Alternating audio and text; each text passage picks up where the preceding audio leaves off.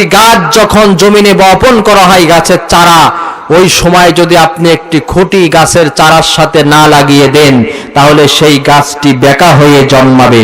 আর যদি খুঁটি থাকে গাছটি সোজা হয়ে জন্মাবে, সোজা হয়েই বড় হবে। কিন্তু আপনি খুঁটি বাঁধেন নাই, গাছটি বেঁকা হয়ে বড় হয়েছে। এখন গাছ বেঁকা হয়ে বড় হয়ে গেছে, 10 বছর বয়স হয়ে গেছে, গাছের অনেক মোটা সারি হয়েছে। এখন চিন্তা করছে না, এই বেঁকা গাছে তো কোনো কিছু বানানো যাবে না। এখন এই বড় গাছটাকে, সারি গাছটাকে যদি আপনি 10 বছর পরে বেঁকা গাছটাকে সোজা করতে যান, আপনারা বলেন গাছ কি সোজা হবে না ভেঙে যাবে, মরকে যাবে? ঠিক তেমনি ভাবে সন্তান ছোট অবস্থায় যদি সন্তানরে আদব কায়দা শিক্ষা না দেন, বড় হলে ওই সন্তানকে আদব কায়দা শিক্ষা দিলে ওই সন্তান তেম গাছ ভাঙার মতো ভেঙে যাবে, আদব কায়দা শিক্ষা পাবে না।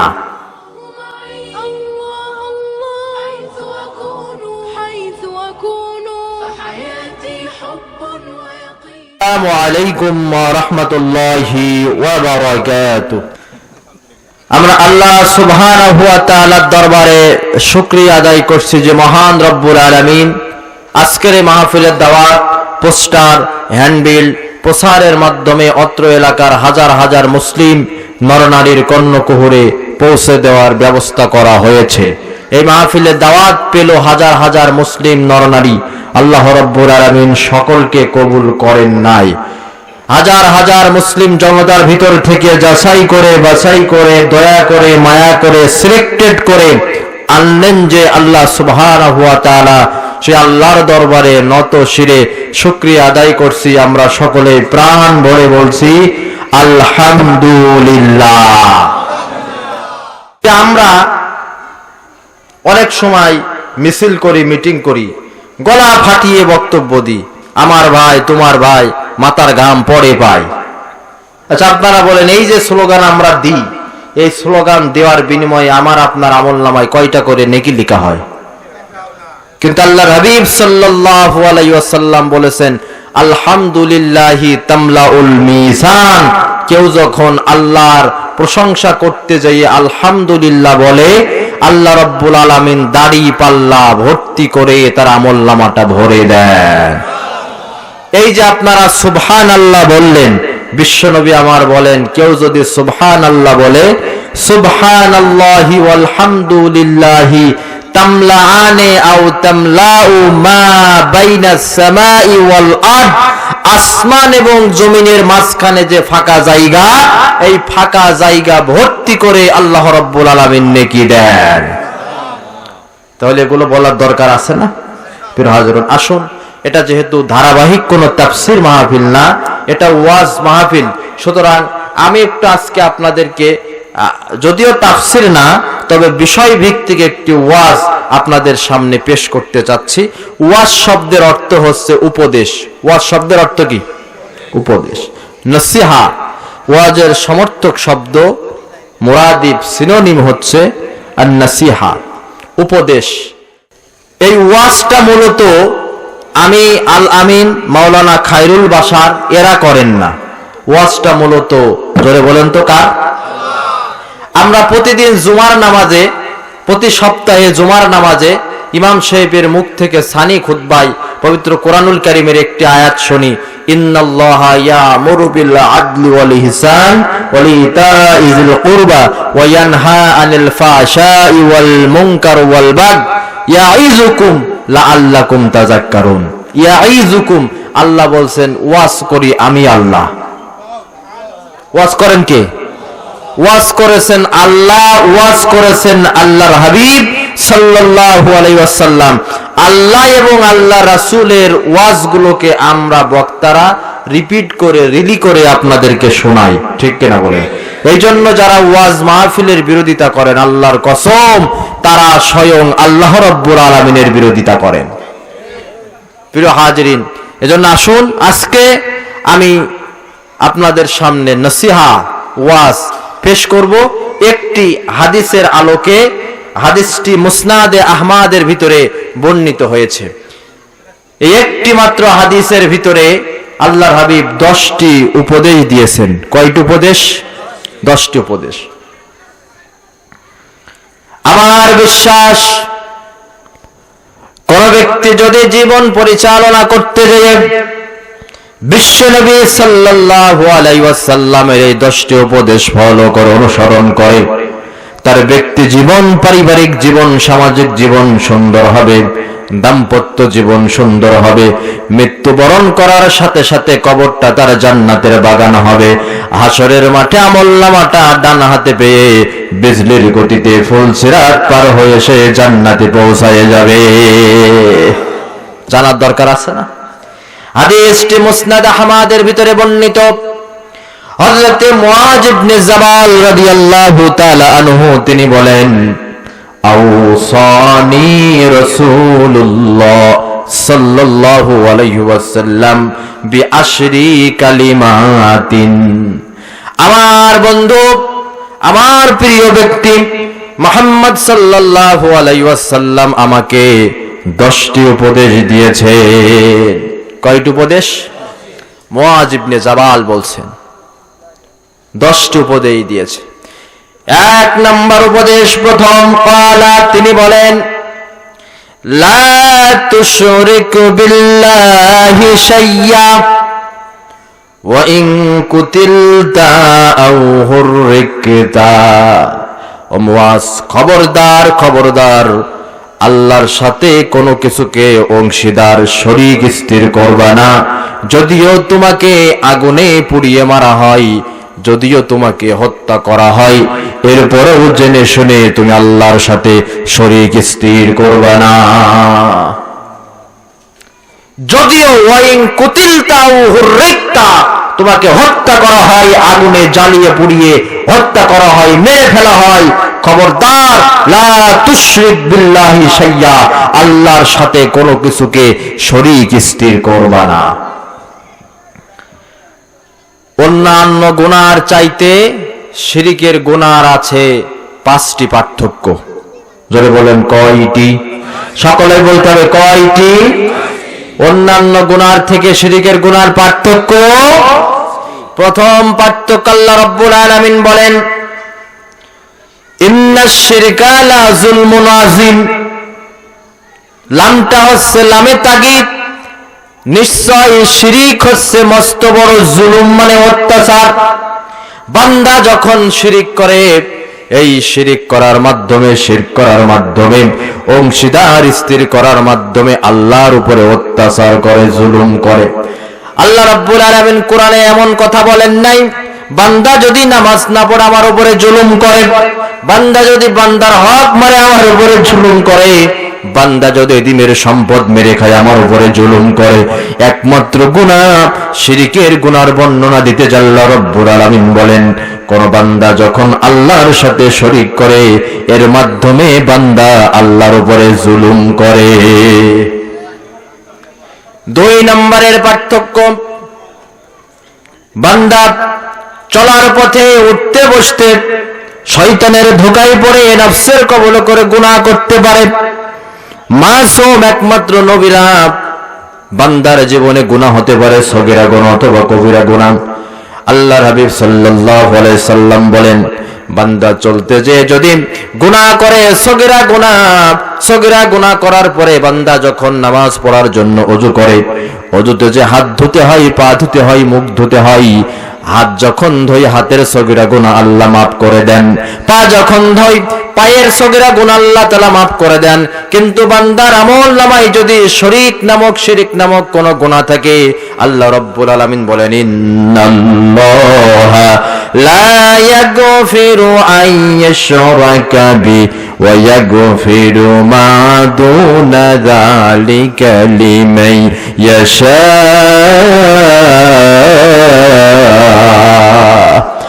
আল্লাহ রাব্বুল আলামিন বলেন, আল্লাহ সব গুনাহ ইচ্ছা করলে মাফ করে দেন, কিন্তু বান্দার আমলনামায় যদি শিরক নামক এই গুনাহটা থাকে, খাঁটি নিয়তে তওবা করা ছাড়া আমি আল্লাহ রাব্বুল আলামিন সেই গুনাহটা মাফ করি না। 3 নম্বরের পার্থক্য, মারাত্মক কথা।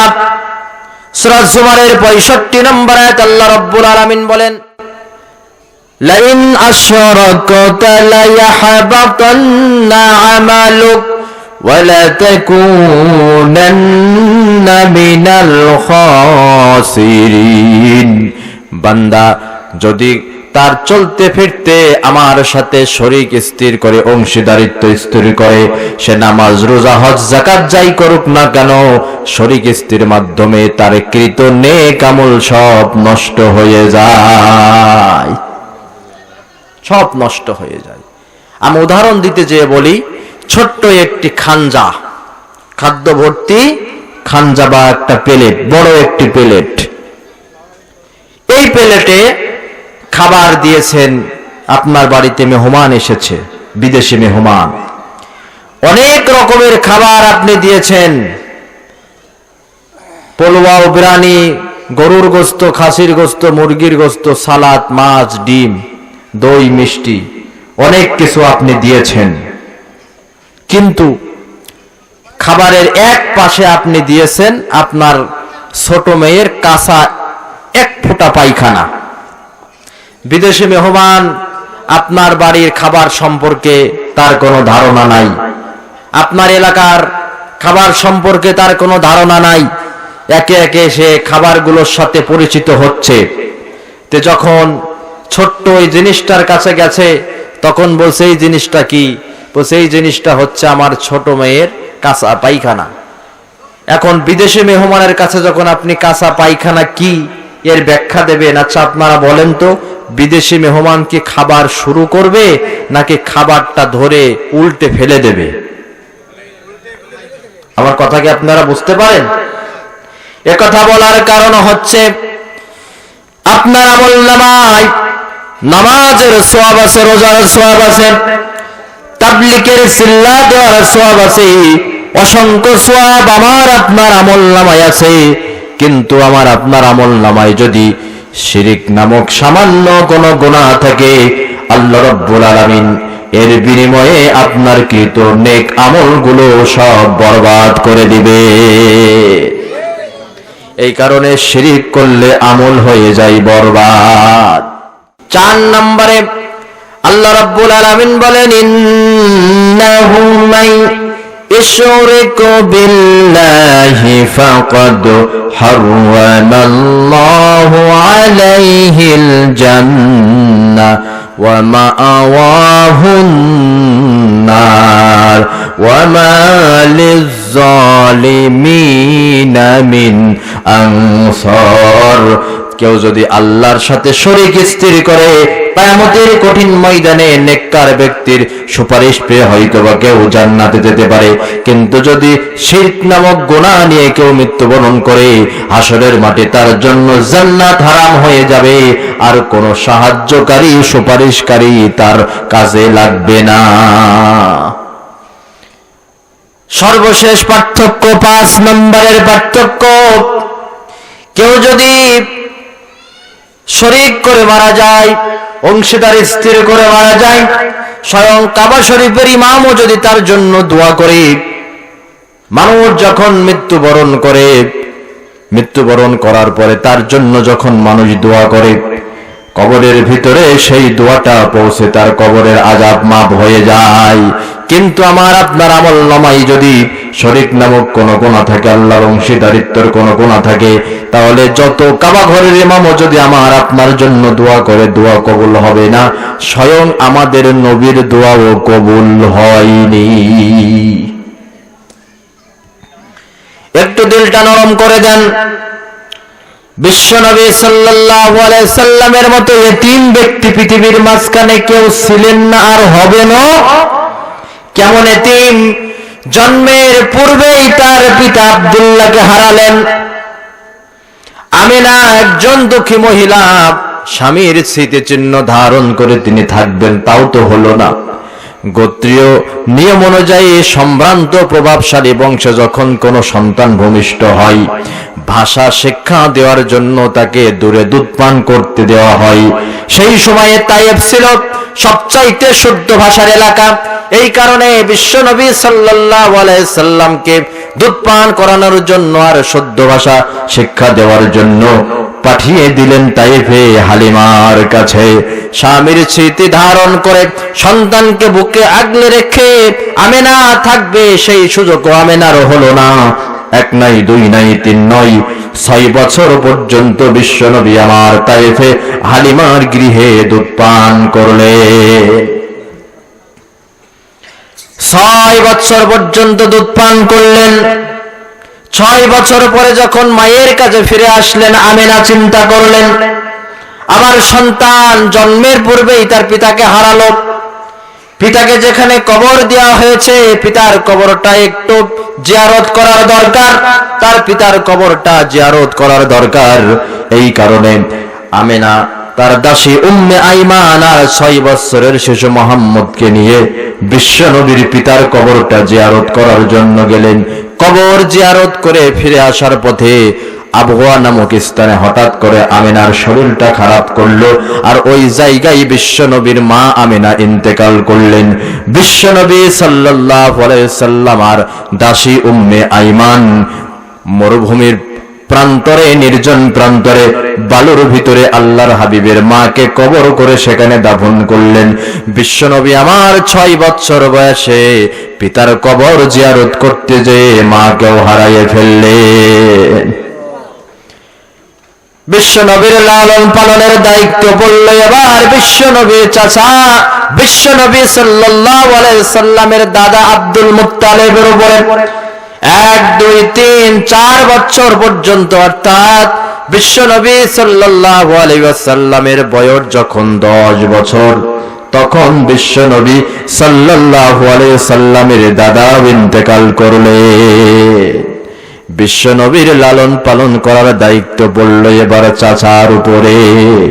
এমন এতিম নবী আমার, মাতা পিতা নাই যে তাহার, এরপরেও কত মারা মারলো তারে দুশ্মনে, নবী বিনে কে তরাবে ফুলসিরাতার মিজানে, নবী বিনে কে তরাবে ফুলসিরাতার মিজানে।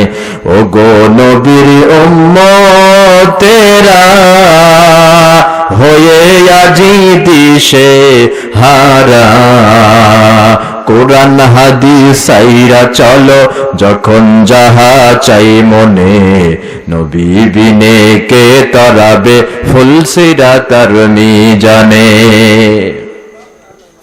বিশ্বনবী সাল্লাল্লাহু আলাইহি সাল্লামের লালন পালনের দায়িত্ব পড়ল বিশ্বনবীর চাচা আবু তালেবের উপরে। আবু তালেবের নিজের সন্তান হযরতে আলী, হযরতে জাফর। আবু তালেব নিজের সন্তানকে দূরে রাখে, এতিম ভাতিজা মুহাম্মদকে বুকে আগলে নিয়ে থাকে সারা রাত পার করে। 1 নয়, 2 নাই, 3 নাই, 40টি বছর বিশ্বনবীর মাথার উপরে বটবৃক্ষের মতো ছায়া দিয়েছিলেন বিশ্বনবীর চাচা আবু তালেব। কাফেররা এসে বলতেছে, লিডার গোত্রীয় নেতা ছিলেন আবু তালেব। ও নেতা, তোমার ভাতিজা নতুন ধর্মের দাওয়াত দিচ্ছে, বাপ দাদার ধর্মের উপরে চুনকালি মারছে। নতুন ধর্মের দাওয়াত দেয়, বাপ দাদার ধর্মের উপরে চুনকালি মারে। ও নেতা, ও গোত্রীয় লিডার, তুমি আছো বলে তোমার ভাতিজারে কিছু বলতে পারছি না। তোমার কাছে আমরা প্রথম ওয়ার্নিং দিলাম, শোনো, তুমি যদি তোমার ভাতিজাকে নতুন ধর্মের দাওয়াত দেয়া থেকে বন্ধ করতে না পারো, এরপরে কিন্তু আমরা কিন্তু তোমার ভাতিজার উপরে অ্যাকশন নিব। আবু তালিব জবাব দিতেন, শোনো, আমি আমার ভাতিজার ধর্ম গ্রহণ করব না, ঠিক আছে, কিন্তু আমি থাকা অবস্থায় আমার এতিম ভাতিজার গায়ে একটা ফুলের টোকাও আমি পড়তে দেব না।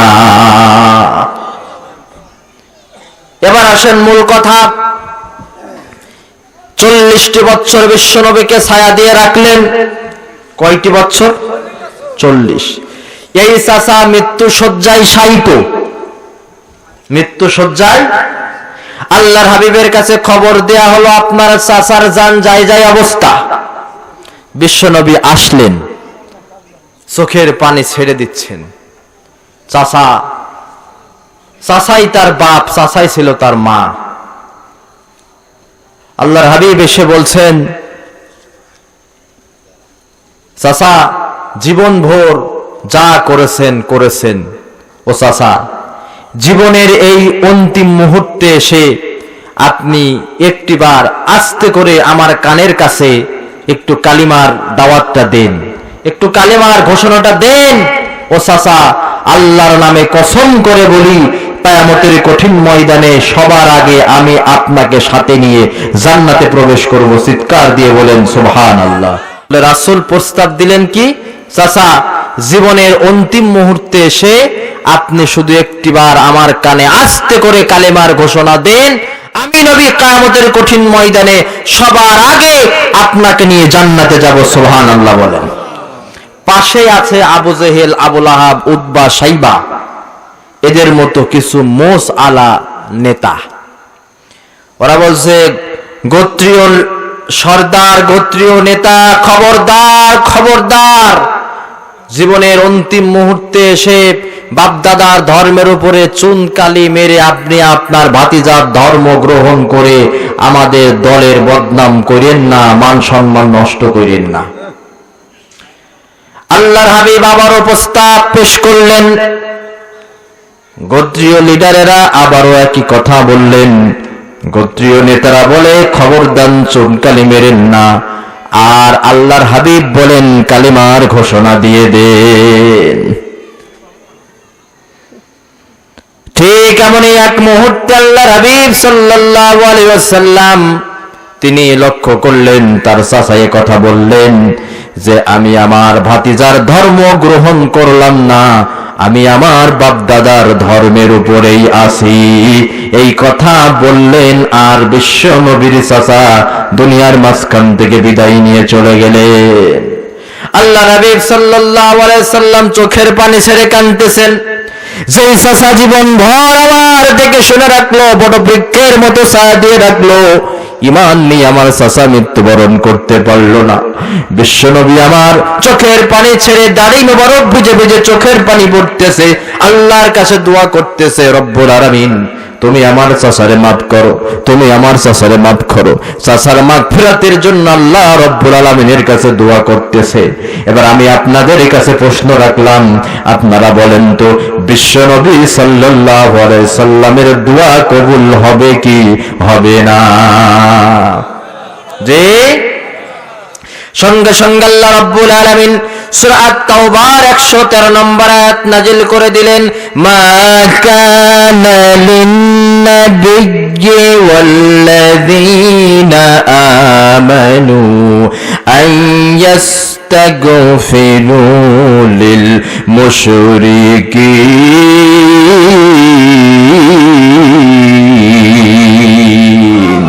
ওয়ালাউ কানু উলি কুরবা।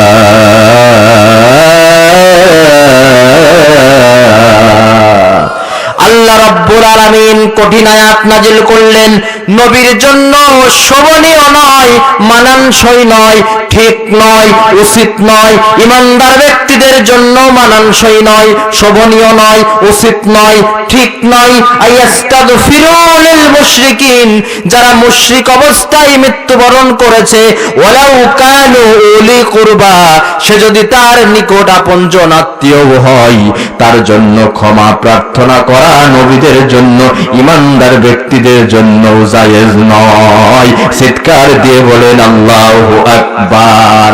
তার মানে বোঝা গেল মারাত্মক গুনাহ, কঠিন গুনাহ হচ্ছে শিরকের গুনাহ। এই কারণে আল্লাহর হাবিব সাল্লাল্লাহু আলাইহি ওয়াসাল্লাম বললেন, যদি তোমাকে হত্যাও করা হয়, যদি তোমাকে আগুনে পুড়িয়েও মারা হয়, খবরদার খবরদার, তারপরেও তোমরা আল্লাহর সাথে শরীক স্থির করবা না। প্রিয় হাজিরিন, এবার আসেন তো আমরা একটু আমাদের সমাজে প্রচলিত 8-9টি শিরক সম্পর্কে একটু ধারণা নিই এবং আপনারা একটু চিন্তা ভাবনা করে দেখেন তো এই শিরকের গুনার সাথে আপনি জড়িত আছেন কিনা। প্রথমত শিরক হচ্ছে আল্লাহর শিরক বিজাত, আল্লাহ সত্তার সাথে শিরক। এটা কোনো মুসলিম জাতি করে না। মুসলিম জাতি মানে মনে করেন আমার আল্লাহ এক, আমার আল্লাহ, আল্লাহর কোনো ছেলেও নাই, আল্লাহর কোনো বাপ নাই, আল্লাহর কোনো মা নাই, আল্লাহকে কেউ জন্ম দেন নাই, তিনিও কাউকে জন্ম দেন নাই। কুল হু আল্লাহু আহাদ আহাদ আল্লাহুস সামাদ লাম ইয়ালিদ ওয়া লাম ইউলাদ ওয়া লাম ইয়াকুল লাহু কুফুয়ান আহাদ। এক নাস্তিক অক্সফোর্ড বিশ্ববিদ্যালয় থেকে অনার্স এবং মাস্টার্স শেষ করে তিনি এসে বলতেছেন আল্লাহ নাই, পরকাল নাই, there is no god, unseen is nothing, যা দেখা যায় না তা মানি না, আল্লাহ বলে কিছু নাই। তার আব্বা এবং তার আম্মা সহজ সরল গ্রামীণ এলাকার লোক, নামাজি, রোজাদার, ইমানদার ব্যক্তি। আব্বা আম্মা দুঃখ পেলেন, যাহাইরে হাই, আমার সন্তানকে সুশিক্ষায় শিক্ষিত করার জন্য পাঠালাম পৃথিবীর বিখ্যাত বিশ্ববিদ্যালয় যেটা অক্সফোর্ড বিশ্ববিদ্যালয় লন্ডন, সেখান থেকে আমার সন্তান আস্তিক না হয়ে নাস্তিক হয়ে ফিরে আসলো। সুতরাং সন্তানের হেদায়েতের অভাব আছে, সন্তানকে একটু হেদায়েত দিতে হয়। কিভাবে দিতে হয়? এই কারণে তিনারা অত্র এলাকার সবচাইতে যিনি বড় আলেমকে ডাকলেন। আলেম আসলেন। নাস্তিক বলছে, হুজুর আমি বিদেশের মাটিতে ছিলাম, আমি অনেক বড় বড় ব্যক্তির সাথে ওঠাপড়া করেছি, চলাফেরা করেছি। আমার মনের ভিতরে তিনটি প্রশ্ন খুব উকি মারে। যদি আপনি এই তিনটি প্রশ্নের উত্তর দিতে পারেন তাহলে আমি নাস্তিকতা ছেড়ে আস্তিক হয়ে যাব। প্রশ্ন কয়টি? জোরে বলেন কয়টি? নাস্তিক বলছে, আমার প্রশ্ন যে আপনারা বলেন আল্লাহ আছে, আল্লাহ আছে, আল্লাহ যে আসলেই আছে তার প্রমাণ কি? এবং আপনারা যে বলেন আল্লাহ এক, এর প্রমাণ কি? আল্লাহ আছে না নাই? দুই নম্বর প্রশ্ন, আপনারা যে বলেন তাকদীর অর্থাৎ ভাগ্যর ভালো মন্দের উপরে ঈমান আনতে হবে, তা আমি তো মনে করি মানুষ নিজেই তার ভাগ্যের নিয়ন্তা, ভাগ্য বলতে কিছু নাই, তাকদীর এটা আমি মানি না। তিন নম্বর প্রশ্ন, আপনারা বলেন জাল্লা রব্বুল আলামিন সানাফরুগু লাকুম আইয়ুহাস সাকালান, সাকালান মানে মানুষ এবং জিন, আল্লাহ কিয়ামতের কঠিন ময়দানে মানুষ এবং জিনকে জাহান্নামের আগুনে পুড়িয়ে শাস্তি দিবেন। হুজুর মানুষ তো মাটির উপাদান দিয়ে তৈরি, সুতরাং তাকে যদি আগুনে পোড়ানো হয় তার শাস্তি হবে, তার যন্ত্রণাদায়ক আযাব হবে, কিন্তু জিন তৈরি কিসের? আবার কথা আপনারা বুঝতেছেন? জিন তৈরি কিসের? তাহলে আগুনের তৈরি জিনকে আগুনে ফেললে তার কি শাস্তি হবে, তার কি লাগবে? যদি এই তিনটি প্রশ্নের উত্তর দিতে পারেন আমি নাস্তিকতা ছেড়ে আস্তিক হয়ে যাব। আপনারা বলেন তো এই তিনটি প্রশ্ন সহজ না কঠিন? ইমাম সাহেব বলছেন, বাবা ঠিক আছে, তোমার এই তিনটি প্রশ্নের উত্তর দিতে হলে তোমাকে একটু আমার দিকে এগিয়ে আসতে হবে। নাস্তিক যখন এগিয়ে এসেছে, ইমাম সাহেব হাতা গুটিয়ে নাস্তিকের গালে একটি জোরে কষে থাপ্পড় মেরেছে। নাস্তিক বলছে, হুজুর আমি কি কোনো ভুল প্রশ্ন করেছি? ইমাম সাহেব বলছেন, না বাবা, তুমি কোনো ভুল কথা বলো নাই, ভুল প্রশ্ন করো নাই, কিন্তু তুমি যেই তিনটি প্রশ্ন করেছো তোমার এই তিনটি প্রশ্নের উত্তর আমি এক থাপ্পড়ের ভিতরে দিয়ে দিয়েছি। নাস্তিক অবাক হয়ে প্রশ্ন করলেন, আগে শুনতাম এক ঢিলে দুই পাখি মারা যায়, কিন্তু এক থাপ্পড়ে তিনটি প্রশ্নের উত্তর কেমনে হয়তো বুঝলাম না। ইমাম সাহেব বলতেছেন, বাবা তোমার প্রথম প্রশ্ন ছিল আল্লাহ আছে না নাই, আল্লাহকে দেখা যায় কিনা, এবং আল্লাহ যে এক তার প্রমাণ কি? ও বাবা আমি যে তোমাকে মারলাম এটা তুমি কেমনে বুঝলে? নাস্তিক বলছে, হুজুর আপনি যখন আমারে মেরেছেন আমি আঘাত পেয়েছি, ব্যথা পেয়েছি। ইমাম সাহেব বলছে, বাবা তুমি তো বললা তুমি ব্যথা পেয়েছো, আচ্ছা তাহলে ব্যথা কি জিনিস, ব্যথা আমাকে দেখাও। আচ্ছা ব্যথা কি দেখানো যায়? নাস্তিক বলছে, হুজুর ব্যথা তো দেখানো যায় না, তাহলে কেমনে বুঝলে তোমার আমি মেরেছি? বলছে, আমি এটা অনুভব করেছি। ইমাম সাহেব বলছে, বাবা ব্যথা যেমন দেখা যায় না অনুভব করা যায়, আল্লাহ রাব্বুল আলামিন এই গোটা পৃথিবীতে তার অনেক নিদর্শন, অনেক নাজ নিয়ামত, অনেক নিদর্শন ছড়িয়ে দিয়েছে। এগুলো দেখলেই বোঝা যায় আমার আল্লাহ একজন আছে না নাই, এবং আল্লাহ যে এক তার প্রমাণও আল্লাহ দিয়েছেন।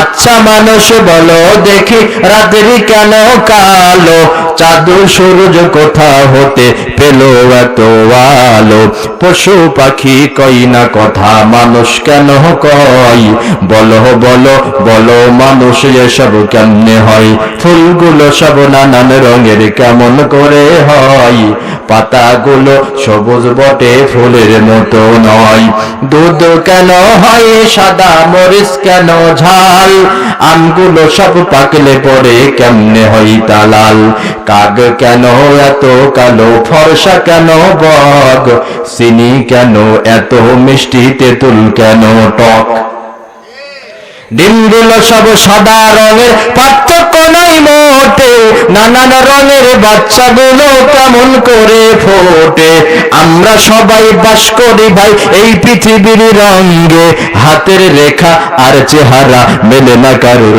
সঙ্গে, আর মেলে না কথার ধরন আঙ্গুলের টিপ, আর মেলে না কথার ধরন আঙ্গুলের টিপ, আল্লাহ তাআলা একজন আছেন প্রমাণ হলো ঠিক। আল্লাহকে চেনার জন্য বেশি দূরে যাওয়া লাগবে না, এক একজন মানুষের জিহ্বা একটি মাত্র জিহ্বা, একটি জিহ্বায় রং বেরঙের হাজার রকমের স্বাদ যিনি দেন তিনি হচ্ছেন আমার আল্লাহ। 10টা ডিম বাচ্চা ফোটানোর জন্য তাওয়া দেওয়া হয়, 10টা ডিমের কালারই সাদা, যে 10টি বাচ্চা ফোটে 4টি বাচ্চার কালার হয়েছে কালো, 4টির হয়েছে সাদা, আর 2টা হয়েছে গলা ছিলা। এই পৃথিবীতে লক্ষ কোটি কোটি মানুষ বসবাস করে, কত মানুষ গত হয়ে গেছে, কত মানুষ আছে, কত মানুষ ভবিষ্যতে আসবে, একজনের চেহারার সাথে আরেকজনের চেহারার কোনো মিল নাই, এগুলোর দ্বারাই প্রমাণিত হয়ে যায় এগুলো করেন একজন, তিনি হচ্ছেন আমার আপনার রব, তিনি হচ্ছেন আল্লাহ। চিৎকার দিয়ে বলেন আল্লাহু আকবার। নাস্তিকের দ্বিতীয় প্রশ্ন ছিল ভাগ্য কি জিনিস। ইমাম সাহেব বলছে, বাবা তুমি যখন সকালবেলা ঘুম থেকে উঠেছো তুমি কি কখনো কল্পনায় আনতে পেরেছো আজকে ইমাম সাহেবের কাছ থেকে একটা বড় ওজনের থাপ্পড় খাওয়া লাগবে? বলছে না হুজুর। বলছে এটার নামই হচ্ছে তাকদীর, এটার নাম হচ্ছে ভাগ্য। 3 নাম্বার প্রশ্ন হুজুর। ইমাম সাহেব বলছে, বাবা তোমার 3 নম্বরের প্রশ্ন ছিল আগুনের তৈরি করা জিনকে আগুনে ফেললে শাস্তি হবে কিনা, তার লাগবে কিনা? ও বাবা আমার হাত তৈরি রক্ত মাংস চামড়া হাড্ডি দিয়ে, তোমার মুখ তৈরি রক্ত মাংস চামড়া হাড্ডি দিয়ে, একই উপাদানের তৈরি 2টা জিনিস মুখ আর হাত। আমার হাত দিয়ে তোমার মুখে বললাম লেগেছে নাকি? জি হুজুর লেগেছে। ইমাম সাহেব বলছেন, বাবারে একই উপাদানের তৈরি 2টা জিনিস একে অপরকে আঘাত করলে যেমন লাগে, আগুনে তৈরি করা জিনকে আল্লাহ আগুনে পুড়িয়ে মারবে তারও লাগবে, এতে কোনো সন্দেহ নাই। নাস্তিক এবার ঘোষণা করে দিলেন লা ইলাহা ইল্লাল্লাহু মুহাম্মাদুর রাসূলুল্লাহ। সকলেই বলেন সাল্লাল্লাহু আলাইহি ওয়াসাল্লাম। তাহলে আল্লাহর সাথে শরীক স্থির করা যাবে না। এবার আসুন তো আমাদের সমাজে প্রচলিত কিছু শিরক। নাম্বার 1, মান আল্লাকা তামিমা ফাকাদ আশরাক। যারা শরীরে তাবিজ লটকায়, তাবিজ ঝুলায়, এরা আল্লাহর সাথে শিরক করে। এর ব্যাখ্যা 2 রকম। তামিমা অর্থ দাগা, তামিমা শব্দের অর্থ খড়ি, অর্থাৎ যারা বিভিন্ন গাছগাছালি বিভিন্ন খড়ি তাবিজের ভিতরে দিয়ে গলায় ঝোলায়, আল্লাহর সাথে শরীক করে। আর যদি কেউ কোরআন হাদিসের দোয়া লিখে গলায় ঝোলায়, এক শ্রেণীর আলেম বলেছেন এটা জায়েজ, আর এক শ্রেণীর আলেম বলেছেন এটা না জায়েজ। কারণ তাবিজ কেউ কোনো সাহাবী লিখতেন না। তবে হযরত আব্দুল্লাহ ইবনে মাসউদ যেই সমস্ত সন্তানেরা কোরআন পড়তে পারতেন না, ছোট ছোট বাচ্চাদের গলায় সূরা লিখে তাদের গলায় ঝুলিয়ে রাখতেন দুষ্ট জিনের কবল থেকে রক্ষা পাওয়ার জন্য। আর এক শ্রেণীর তাবিজ সমস্ত আলেম উলামা এক বাক্যে হারাম ঘোষণা করেছেন, নকশা দিয়ে যেই তাবিজটা লেখা হয়, বিভিন্ন সূরার নকশা আছে না, দেখেন না আপনারা, এটা হারাম। এই তাবিজ গলায় ঝোলানো, মাজায় ঝোলানো, হাতে ঝোলানো, আল্লাহর সাথে শরীক স্থির করা। বিপদ আপদ দূর করার জন্য শরীরে আংটি ঝোলানো, রিং ঝোলানো, সুতা ব্যবহার করা, এটা হারাম, এটা হচ্ছে শিরক। আল্লাহর নাম ব্যতীত অন্য কারণ নামে, মান হালাফা বিগাইরিল্লাহি ফাকাদ আশরাক, আল্লাহর নাম ব্যতীত অন্য কোন নামে কসম করা, এটা হচ্ছে শিরক। আমাদের সমাজে কসম করে, কোরআন ছুঁয়ে কসম, মাথায় হাত রেখে কসম, চোখ ছুঁয়ে কসম, ছেলের মাথায় হাত দিয়ে কসম, মরা বাপের কসম, পীর সাহেবের কসম, মাটি ছুঁয়ে কসম বলে, কি বলে না? আছে না? আপনাদের এলাকায় নাই? আছে? তাহলে এই কসম যারা করে তারা কি গুনাহ করে বলেন তো? এই গুনাহ আর করা। এবার আসেন তো আল্লাহর গুণবাচক নামে কাউকে ডাকা, আল্লাহর গুণবাচক নামে কাউকে ডাকা। আল্লাহর গুণবাচক নাম কতটি? আর রহমান, আর রহিম, আল মালিক, আল কুদ্দুস, আসসালাম, আল জব্বার, আল মুকমিন, আল মুহাইমিন, আল মুকাদ্দিস, এভাবে করে আল্লাহর 99টি নাম আছে। আসমাউল হোসনা যেগুলোকে বলে, এই নাম কারোর সরাসরি রাখাও যাবে না, কাউকে ডাকাও যাবে না। যদি আসমাউল হোসনা দিয়ে কারোর নাম রাখতে হয়, সেই নামের আগে লাগাতে হবে আব্দুল, অর্থাৎ ডাকতে হবে আব্দুর রহমান, আব্দুল্লাহ, আব্দুল মালিক, আব্দুল সত্তার। এবার আমি আপনাদের কাছে প্রশ্ন রাখতে চাই, আপনাদের এলাকায় মানুষ যখন কসম করে, খোদার কসম, খোদা হাফেজ, এই কথাটা বলে কি বলে না? বলে। এবার আসেন তো খোদা নাম এটা ব্যবহার করা যাবে কিনা? আল্লাহর সিফাতি নাম আসমাউল হুসনা হচ্ছে 99টি, এর ভিতরে খোদা শব্দটি নাই। আল্লাহর নাম আল্লাহ, আল্লাহ শব্দের কোনো বাংলা অনুবাদ নাই, ফার্সি অনুবাদ নাই। নো গড, নো ঈশ্বর, নো ভগবান, আমার আল্লাহতে আল্লাহ। খোদা নাম বলা, খোদা নামে ডাকা, খোদা হাফেজ, খোদা ভরসা, খোদার কসম, এটাও বলা হচ্ছে শিরক। কথা কি বুঝতে পারছেন? খারাপ লাগছে ভাই? কথা বুঝতে পারছেন না? এরপরে দেখেন তো আরো কি শিরক আমাদের সমাজে প্রচলিত যেগুলো, সেটা আমি বলছি। কোন জড় বস্তু, কোন পতাকা, স্মৃতিসৌধ, শহীদ মিনার, মাজারকে সামনে নিয়ে নীরবতা পালন করা, বলে না? নীরবতা পালন হয় না? যমক ব্যক্তি মারা গেছেন, আসুন এখন আমরা তার আত্মার মাগফিরাতের জন্য 2 মিনিট নীরবতা পালন করি, আছে না? স্মৃতিসৌধ, শহীদ মিনারের সামনে দাঁড়িয়ে নীরবতা পালন করা, এগুলো হচ্ছে শিরক। এরপরে গণৎকারের কাছে যে ভবিষ্যৎ জানতে চাওয়া, ভবিষ্যৎ। আপনারা বলেন তো আলিমুল গায়ব কে? ভবিষ্যতের খবর রাখেন। এখন আমাদের দেশে জাতীয় পত্রিকাগুলোতে বিভিন্ন রকমের রাশিফল দেওয়া থাকে, এগুলোও বিশ্বাস করা হচ্ছে শিরক। ভবিষ্যতের খবর আল্লাহ ছাড়া কেউ রাখেন না, কেউ। এরপরে আল্লাহ ছাড়া অন্য কারোর সন্তুষ্ট অর্জনের জন্য কোনো কিছু করা, আল্লাহর ভয় না করে জনগণের ভয় করা, এটাও হচ্ছে শিরক। মাজারে মাথা নত করা, কারোর সামনে মাথা নত করা, এগুলোও হচ্ছে শিরক। পায়ে হাত দিয়ে সালাম করা, এটাও হচ্ছে। এলাকায় আছে মুরব্বীদের পায়ে হাত দিয়ে, মাথা নিচু করে পায়ে হাত দিয়ে সালাম করে, আছে না?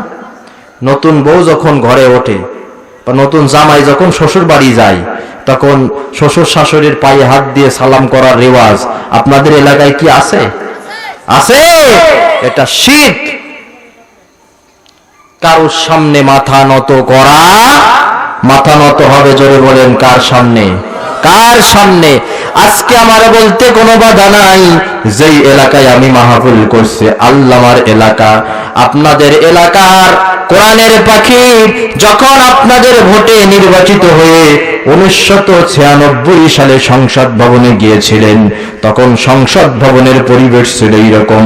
সংসদ ভবনে ঢোকার সময় মাথা নিচু করে, স্পিকারের সামনে মাথা নিচু করে এমপিরা সংসদ ভবনে প্রবেশ করবে। 1996 সালে কোরআনের পাখি যখন সংসদ ভবনে গিয়েছিলেন, প্রথম দিন এই শিরকের বিরুদ্ধে কথা বলেছিলেন। তার প্রচেষ্টায় কয়েক বছর পরে সংসদ ভবনে প্রবেশ করার সময় মাথা নত করে প্রবেশ করা লাগবে না, এই আইনটা পাশ হয়েছিলেন তার প্রচেষ্টায়। তাকে ভোট দিয়ে সংসদ ভবনে পাঠিয়েছিলেন যারা, আল্লাহর নামে কসম করে বলি এই সওয়াবের ভাগীদারও হয়েছেন তারা।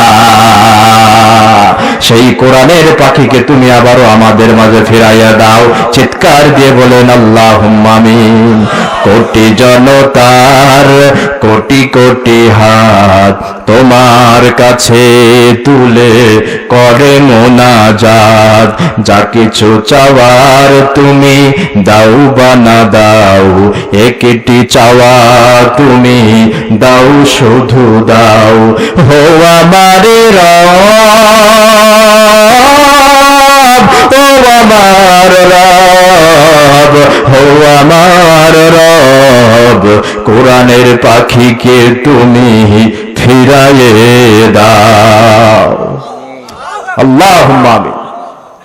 প্রিয় হাজিরিন, এই জন্য কারোর সামনে মাথা নত করা যাবে না, মাজারে মানত করা যাবে না, মাজারে চাওয়া যাবে না, ইঁদুরের গর্তে দাঁত চাওয়া যাবে না। আগে ইঁদুরের গর্ত দাঁত চাইতো না, দাঁত দেওয়ার মালিক কে?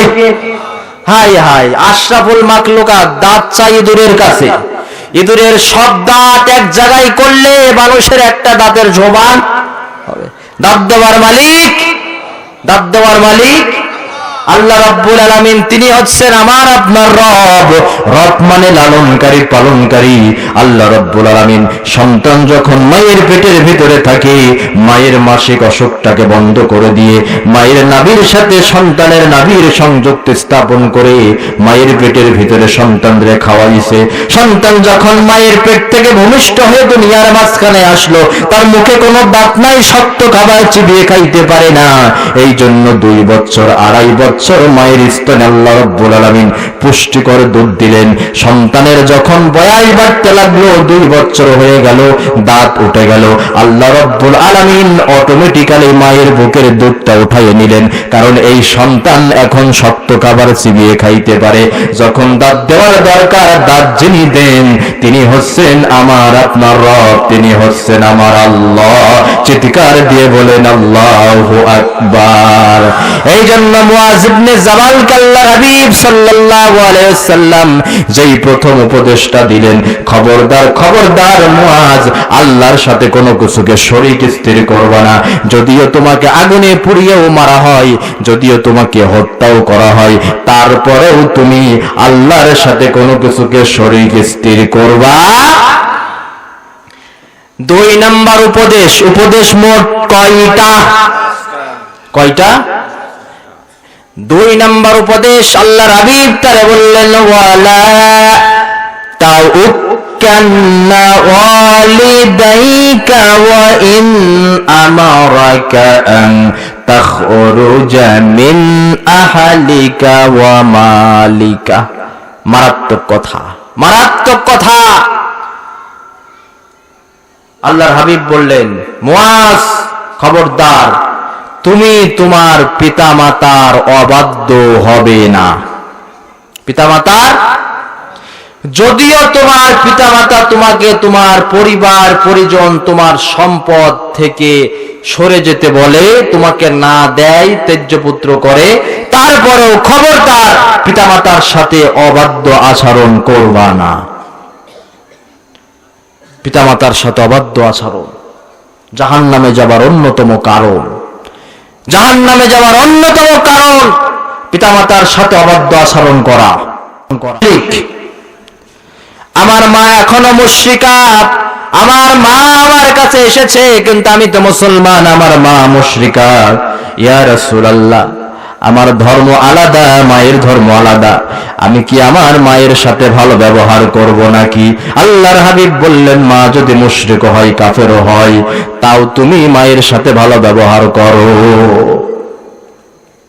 কিন্তু পিতামাতা যদি তোমাকে ইসলাম বিরোধী কাজ করার নির্দেশ দেয়, সেগুলো মানবা না, কিন্তু পিতামাতার সাথে ভালো ব্যবহার করা। একটি ঔষধ আপনাদেরকে দিয়ে যাই, আমাদের যখন জ্বর হয় আমরা জ্বরের ঔষধ খাই, যে কোনো রোগ হলে ডাক্তারের কাছে যাই, ডাক্তারের শরণাপন্ন হই, ডাক্তার রোগ নির্ণয় করে সেই রোগের একটা ঔষধ দেয় কি দেয় না? ওই ঔষধটা যদি 1000 টাকাও দাম হয় না কেন, জমি জায়গা বিক্রি করে হলো সে ঔষধ কিনে আমরা ঔষধটা খাই। চিৎকার দিয়ে বলেন কথা ঠিক না বেঠি? ঠিক কিনা বলেন? এবার আসেন তো ভাই, এই পৃথিবীতে কোন ডাক্তারকে আছে নাকি এই ঔষধটা খালে তোর হায়াত বৃদ্ধি পাবে, এই ঔষধটার দাম 1000 টাকা, নিয়ে যা? আবিষ্কার হয়েছে। এই ঔষধটা খাইলে তোর অভাব, সংসারের অভাব সব দূর হয়ে যাবে, এটার দাম 5000 টাকা, 3 বেলা খাইতে হবে, নিয়ে যা। হায়াত বৃদ্ধির কোন ঔষধ বিজ্ঞানীরা আবিষ্কার করতে, অভাব দূর করার কোন ঔষধ বিজ্ঞানীরা আবিষ্কার করতে, কিন্তু এই ঔষধ দিয়েছেন বিশ্বনবী সাল্লাল্লাহু আলাইহি ওয়াসাল্লাম। সুবহানাল্লাহ বলেন।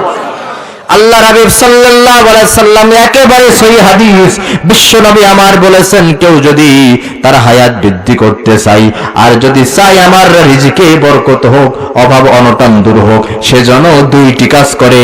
1 নম্বরে সে যেন পিতামাতার সাথে ভালো ব্যবহার করে, আর 2 নম্বরে নিকট আত্মীয় স্বজনের সাথে যাতে ভালো সম্পর্ক বজায় রাখে। চিৎকার দিয়ে বলেন সুবহানাল্লাহ। কি জন্য আপনি আপনার পিতামাতার সাথে অবাধ্য আচরণ করবেন? আল্লাহর হাবিব সাল্লাল্লাহু আলাইহি সাল্লাম বলেছেন, তোমার মা তোমাকে নিয়ে কত কষ্ট করেছে, তোমার পিতা তোমাকে নিয়ে কত কষ্ট করেছে, এটা যদি তুমি বুঝতে চাও, তুমি তোমার গর্ভবতী স্ত্রীর দিকে তাকাইয়া দেখো তো। শেরে বাংলায় একে ফজলুল হকের কাছে একজন ব্যক্তি মায়ের বিরুদ্ধে নালিশ করলেন। শেরে বাংলাকে ফজলুল হক বললেন, একটা কাঁঠাল নিয়ে আনো। কাঁঠালটা তার পেটে বেঁধে দিয়ে বলল, 1 ঘন্টা কাঁঠালটা নিয়ে তুমি থাকবা। ওই লোকটা ভুল বুঝতে পারলেন, মায়ের কদর কেউ কিন্তু দিতে পারে না। মায়ের 1 ফোঁটা দুধের দাম সারা শরীর কেটে চামড়া দিয়ে আমরা যদি জুতা বানাইয়ে দিই, তাও মায়ের 1 ফোঁটা দুধের ঋণ কিন্তু শোধ হবে না। জনম দুঃখিনী মা কত কষ্ট করে আমাদেরকে লালন পালন করেছে, আব্বা কত কষ্ট করে আমাদেরকে লালন পালন করেছে, পিতামাতার ঋণ কখনো শোধ করা যাবে না। এই জন্য আল্লাহর হাবিব বলেন, খবরদার খবরদার, তোমার পিতা তোমার মাতা যদি তোমাকে ঘর থেকে তাড়িয়েও দেয়, সম্পদ থেকে বের করে দেয়, ত্যায্যপুত্র পর্যন্ত করে দেয়, খবরদার খবরদার, তোমার আব্বা আম্মা যদি অত্যাচারও হয়, প্রকৃতপক্ষে জুলুমকারী হয়, তুমি তোমার হক ঠিক রক্ষা করে চলবা, পিতামাতার সাথে ভালো ব্যবহার করবা, খবরদার তাদের অবাধ্য আচরণ তোমরা হবা না। আওয়াজ দিয়ে বলেন ঠিক না বেঠি?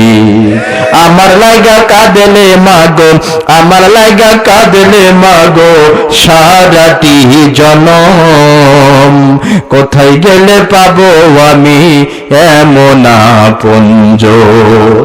কত রাতে ঘুমাওনি মা গর্ভে যখন আমি, কত কষ্ট সয়েছ জানে অন্তর্যামী। গভীর রজনীতে, প্রচন্ড পৌষ মাঘ মাসের শীতের রজনীতে স্বামী স্ত্রী ঘুমাইয়া আছে, 6 মাসের শিশু সন্তান। হঠাৎ করে গভীর রজনীতে শিশু সন্তানটি কেঁদে উঠল। মায়ের ঘুম ভেঙে গেল, বাবের ঘুম ভেঙে গেল। পুরুষ মানুষ সারাদিন বাইরে হাড় ভাঙা পরিশ্রম করে, বিভিন্ন ঝামেলায় জড়িয়ে পড়ে, রাতের বেলায় একটু প্রশান্তির ঘুম দেয়। গভীর রজনীতে যদি ঘুমটা ভেঙে যায়, কিন্তু পুরুষ মানুষ একটু বিরক্ত হয়, ঠিক কিনা বলেন?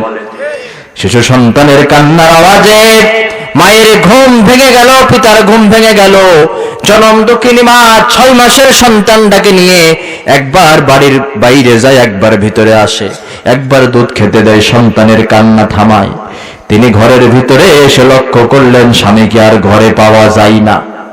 তিনি ভাবলেন হয়তো আমার স্বামী বিরক্ত হয়ে পাশের বাড়িতে গেছেন, সারাদিন হাড় ভাঙা পরিশ্রম করে রাতের বেলায় ঘুমাতে যায়, আর সন্তান সারা রাত ধরে কান্নাকাটি করে, বিরক্ত হতেই পারে। 1 ঘন্টা পার হয়ে গেল, 2 ঘন্টা পার হয়ে গেল, স্বামী ঘরে আসে না। 3 ঘন্টা পরে যখন স্বামী ঘরে আসলো, স্ত্রী বলে, দুঃখ করো না, চিন্তা করো না, বিরক্ত হইও না, রাগ করো না, আসলে সন্তান তো আমাদেরই, সন্তান কান্নাকাটি করবে এটা স্বাভাবিক, সন্তান কান্নাকাটি করলে এটা সহ্য করতে হয়, সন্তানের কান্না থামাতে হয়। স্বামী বলছে, আমি তো আসলে রাগ করে নাই, বিরক্ত হই নাই, আমি লক্ষ্য করলাম যখন আমাদের সন্তান গভীর রজনীতে, প্রচন্ড পৌষ মাস মাঘ মাসের শীতকে, এই শীতের সময় যখন সন্তান কান্নাকাটি করলো, আমি গভীরভাবে লক্ষ্য করলাম, আমি পিতা বিরক্ত হলাম, রাগ করলাম, মেজাজ খারাপ হয়ে গেল। আমি গভীরভাবে লক্ষ্য করলাম, একটিবারের জন্য তোমার ভিতরে সেই বিরক্তির ছাপটা নাই। তুমি এই গভীর রজনীতে সন্তানের কান্না থামানোর জন্য বাইরে গেলে, সন্তানের দুধ খাওয়ালে। এই দৃশ্য দেখে মনে পড়ে গেল আমার জনম দুঃখিনী মায়ের কথা। আমার জনম দুঃখিনী মাও তো আমাকে এই রকমের কষ্ট করেছে। বর্তমান যুগ বিজ্ঞানের যুগ, কম্পিউটারের যুগ, সেকেন্ডে সেকেন্ডে, মিনিটে মিনিটে দেশান্তরের খবর পাওয়া যায়, অথচ বাঁশবাগানের নিচে মায়ের কবর, পিতার কবর, বছরের পর বছর, যুগের পর যুগ পার হয়ে যায়, পিতামাতা কোন হালতে আছে একটু খবর আমরা নিতে পারি না।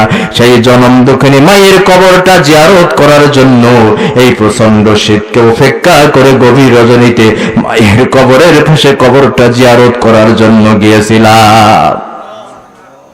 এই পৃথিবীর সমস্ত মানুষের ভালোবাসার পাল্লা যদি এক জায়গায় রাখা হয়, সারা পৃথিবীর সমস্ত মানুষের ভালোবাসাকে যদি এক পাল্লাই রাখা হয়, আর মায়ের ভালোবাসা, পিতার ভালোবাসাকে যদি এক পাল্লাই রাখা হয়, সারা পৃথিবীর সমস্ত মানুষের ভালোবাসার চাইতে মা আর পিতার ভালোবাসার পাল্লার ওজনটা অনেক বেশি ভারী হয়ে যাবে। কত রাতে ঘুমাওনি মা গর্ভে যখন আমি, কত কষ্ট সয়েছ জানে অন্তর্যামী। চাইয়ে আমার মুখের দিকে, চাইয়ে আমার মুখের দিকে, জোড়াইতে 2 নয়ন, কোথায় গেলে পাবো আমি এমন আপনজন। আচল পাতিয়া মাগো বলিতে কান্দিয়া, আমার বুকের মানিক আল্লাহ রাখো গো বাঁচাইয়া। জনম দুঃখিনী মা এমনই মা, এমনই মা যারা সাধক, তাদের জীবনটা পার হয়ে যায় সাধনা করতে করতে করতে করতে। যারা গায়ক, তাদের জীবনটা পার হয়ে যায় গানের চর্চা করতে করতে। যারা লেখক, তাদের জীবনটা পার হয়ে যায় গবেষণা করতে করতে। আর আমার আপনার মায়ের জীবনটা পার হয়ে যায় সন্তানের মঙ্গল কামনা করতে করতে। কিন্তু দুঃখজনক হলেও সত্য, মা যখন বুড়ো হয়ে যায়, বাপ যখন বুড়ো হয়ে যায়, কানে একটু কম শোনে, চোখে একটু কম দেখে, একই কথা বারবার জিজ্ঞাসা করে, সন্তান বিরক্ত হয়ে যায়। স্ত্রী পেয়ে এমন কথা পর্যন্ত বলে, বুড়ি বলে না কেন, বুড়ি মরলে ভালো হয়। তুমি কি লক্ষ্য করো নাই, তুমি যখন অসুস্থ ছিলে সারা রাত তোমার মা তোমার খেদমত করেছে, চোখের পানি ছেড়েছে, টাকা মান্নত করেছে, রোজা মান্নত করেছে, আর বলেছে রব্বুল আলামিন আমার জীবনটা তুমি নিয়ে যাও, আমার সন্তানের জীবনটা তুমি ভিক্ষা দাও।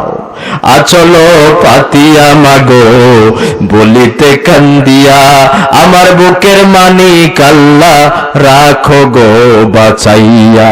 যাই নামাজে বসে মাগো বলিতে কান্দিয়া, আমার বুকের মানিক আল্লাহ রাখো গো বাঁচাইয়া। আমার অসুখের কালে, আমার অসুখের কালে দুঃখিনী মা,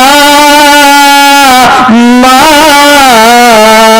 গো আমার অসুখের কালে ভেজাইতে 2 নয়ন, কোথায় গেলে পাবো আমি এমন আপনজন। আমার লাগে কাঁদলে মাগো, আমার লাগে কাঁদলে মাগো সারাটি জনম, কোথায় গেলে পাবো আমি এমন আপনজন। এই জন্য পিতামাতার সাথে অবাধ্য আচরণ করা যাবে না। তাহলে আপনারা বলেন তো, হায়াত বাড়ানো আর অভাব দূর করার ঔষধ কয়টা? 1 নম্বরে পিতামাতার সাথে, আর 2 নম্বর আত্মীয় স্বজনের সাথে সুসম্পর্ক বজায়।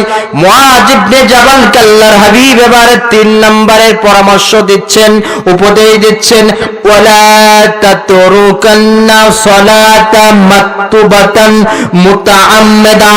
নামাজ খবরদার, আল্লাহ যেই 5 ওয়াক্ত নামাজ ফরজ করেছেন, খবরদার লা তাতরুকান্না সালাতা মুতাআম্মিদা, সেই নামাজ তুমি পরিত্যাগ করো না।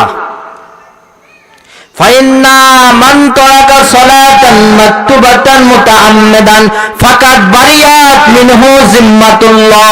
যে ব্যক্তি আল্লাহর ফরজ 5 ওয়াক্ত নামাজ পরিত্যাগ করে, আল্লাহ রাব্বুল আলামিন তার থেকে তার রহমতের ছায়া, জিম্মাদারিত্বটা তুলে নেন। বিশ্বনবী আমার বলেছেন, যারা নামাজ পড়ে আল্লাহর পতাকা তলে যায়, আর যারা নামাজ পড়ে না তারা শয়তানের পতাকা তলে যায়। আমাদের দেশে অনেক মানুষ আছে, সকালবেলা ঘুম থেকে ঠিকই ওঠে, ডায়াবেটিসের ব্যায়াম করে, কিন্তু নামাজ পড়ে না। ঠিক কিনা? ডায়াবেটিসের ব্যায়াম করে অথচ নামাজ পড়ে না। নামাজ পড়ার দরকার আছে না নাই? আছে। কেন আছে? কেন আছে? আচ্ছা আপনারা বলেন, আপনাদের একটু বিবেকের আয়নায় আমি প্রশ্ন রাখি। আমরা এই যে বাড়ি বাড়ি করি, আমার বাড়ি আমার ঘর, প্রকৃতপক্ষে এটা কি আমার বাড়ি আমার ঘর? আমার বাড়ি আমার ঘর।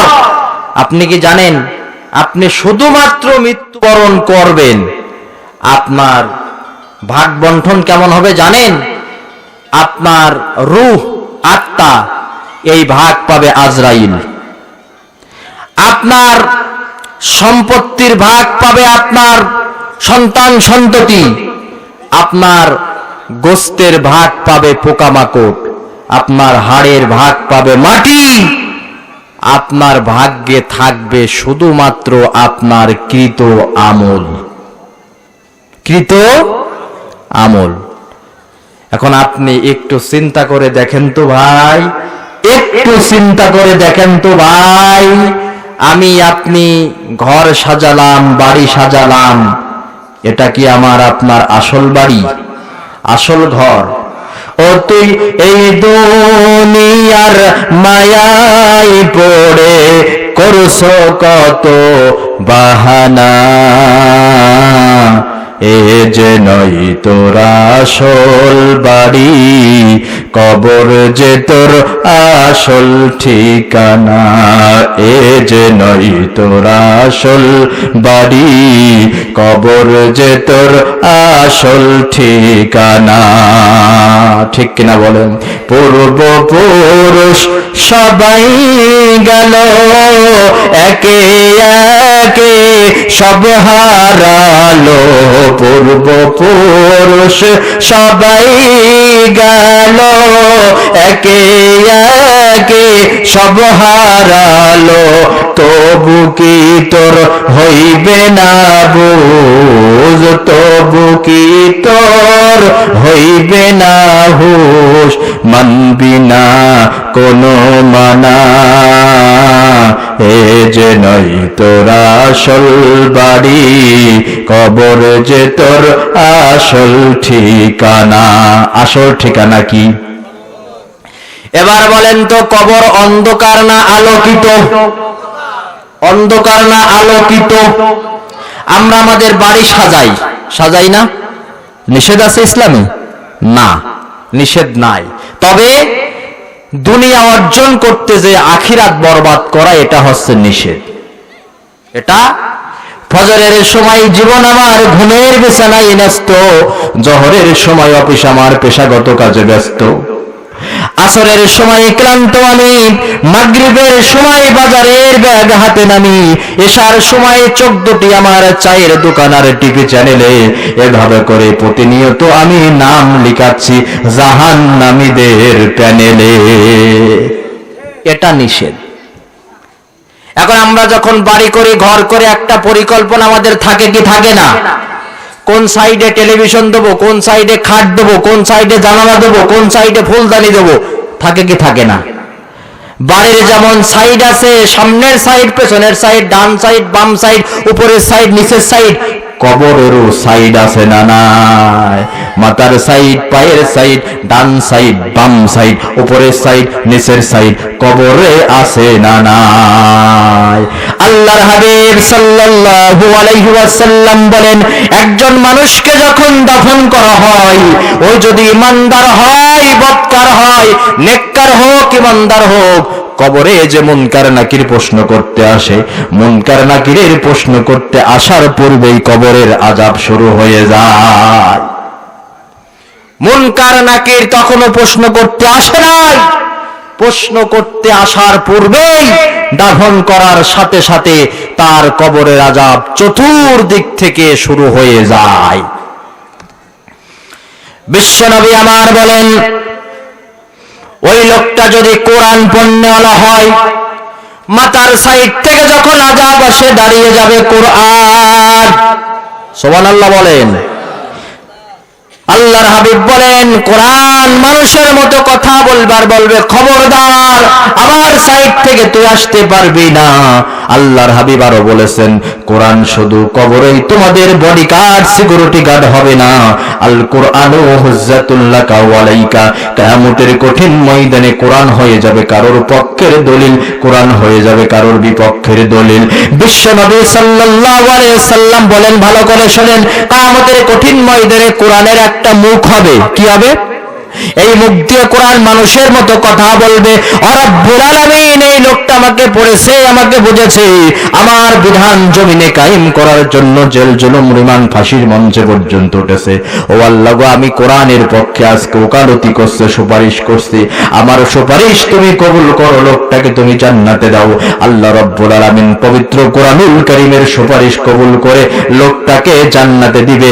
আওয়াজ দিয়ে বলেন সুবহানাল্লাহ। বিশ্বনবী আমার বলেন, আও আলাইকা, অথবা কোরআন হয়ে যাবে কারোর বিপক্ষের দলিল।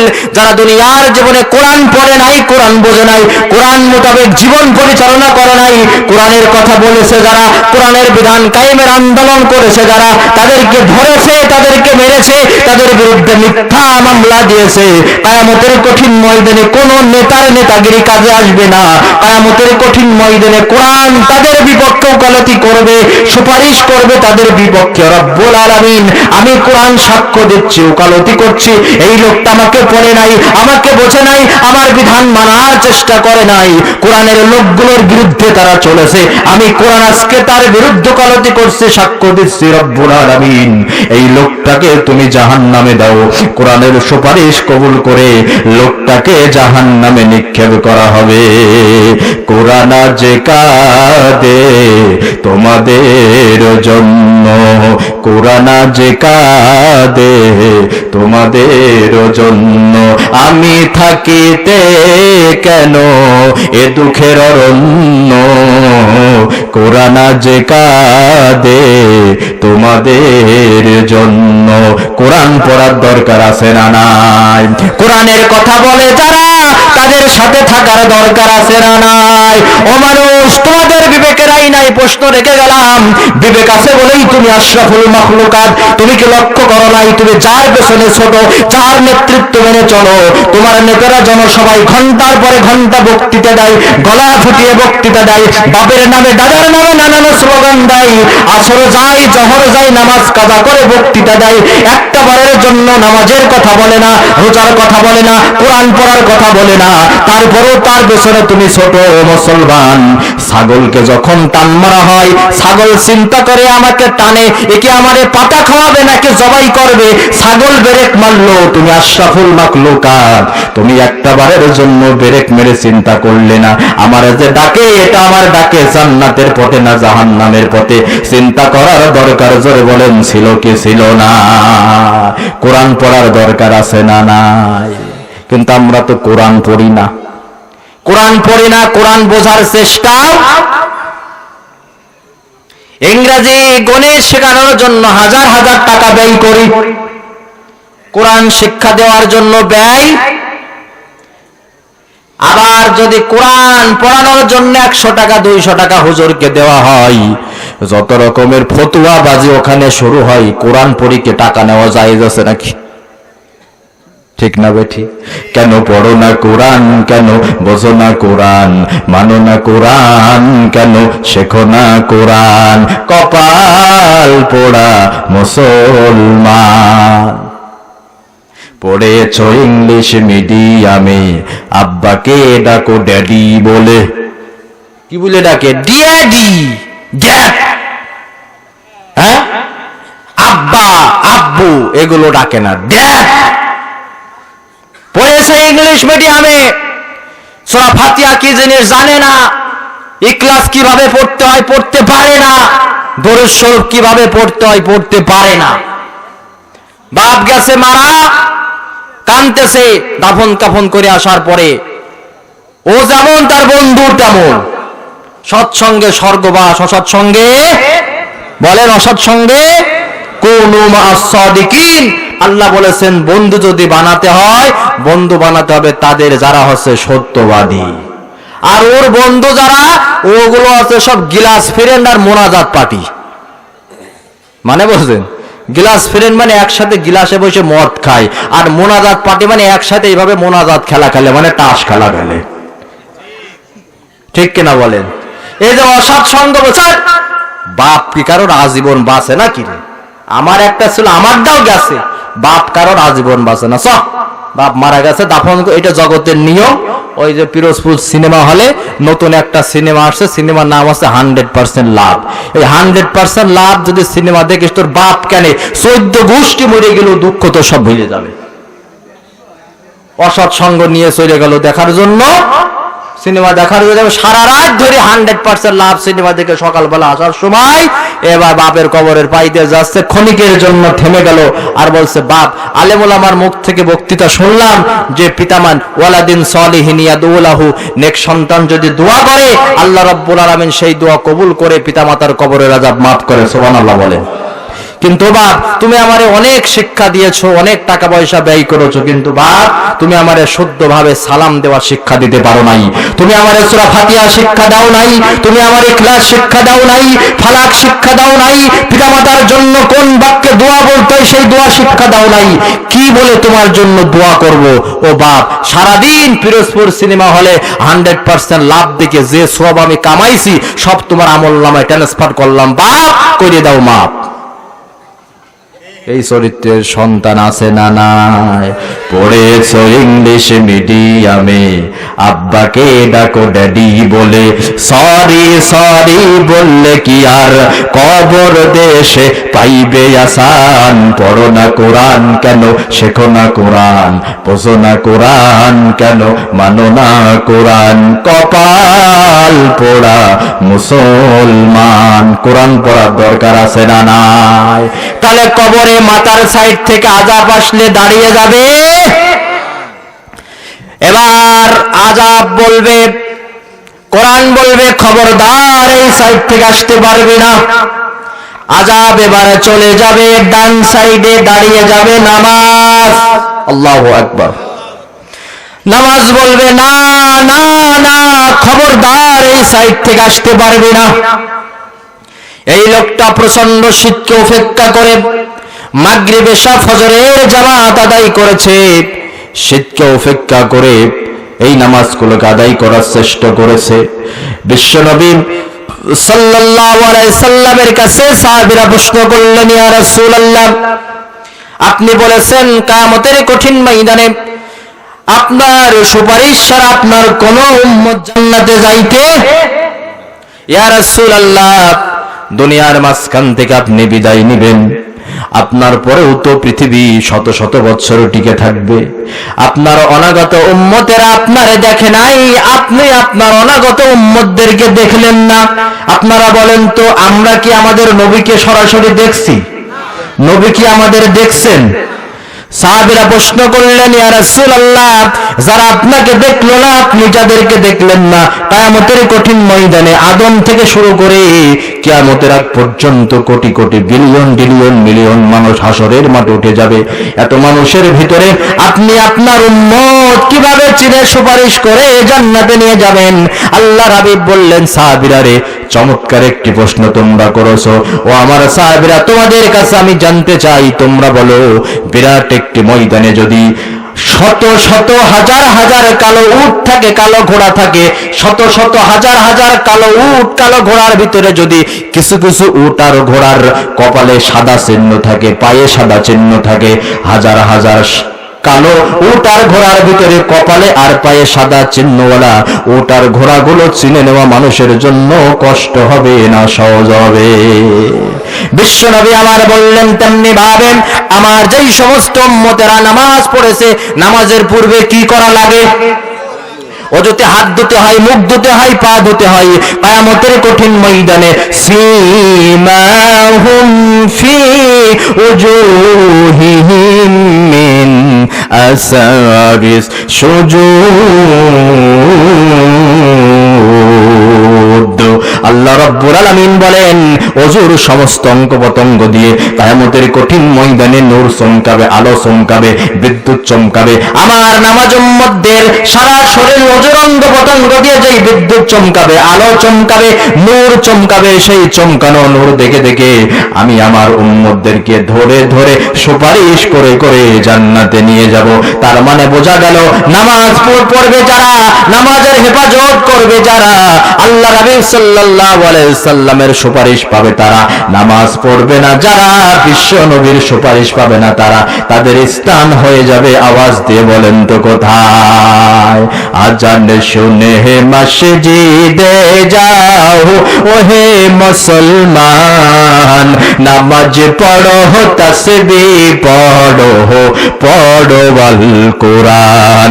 নামাজ যদি হয় যে তোমার শুদ্ধ সহি খাঁটি, জীবন হবে রঙিন তোমার, হবে পরিপাটি।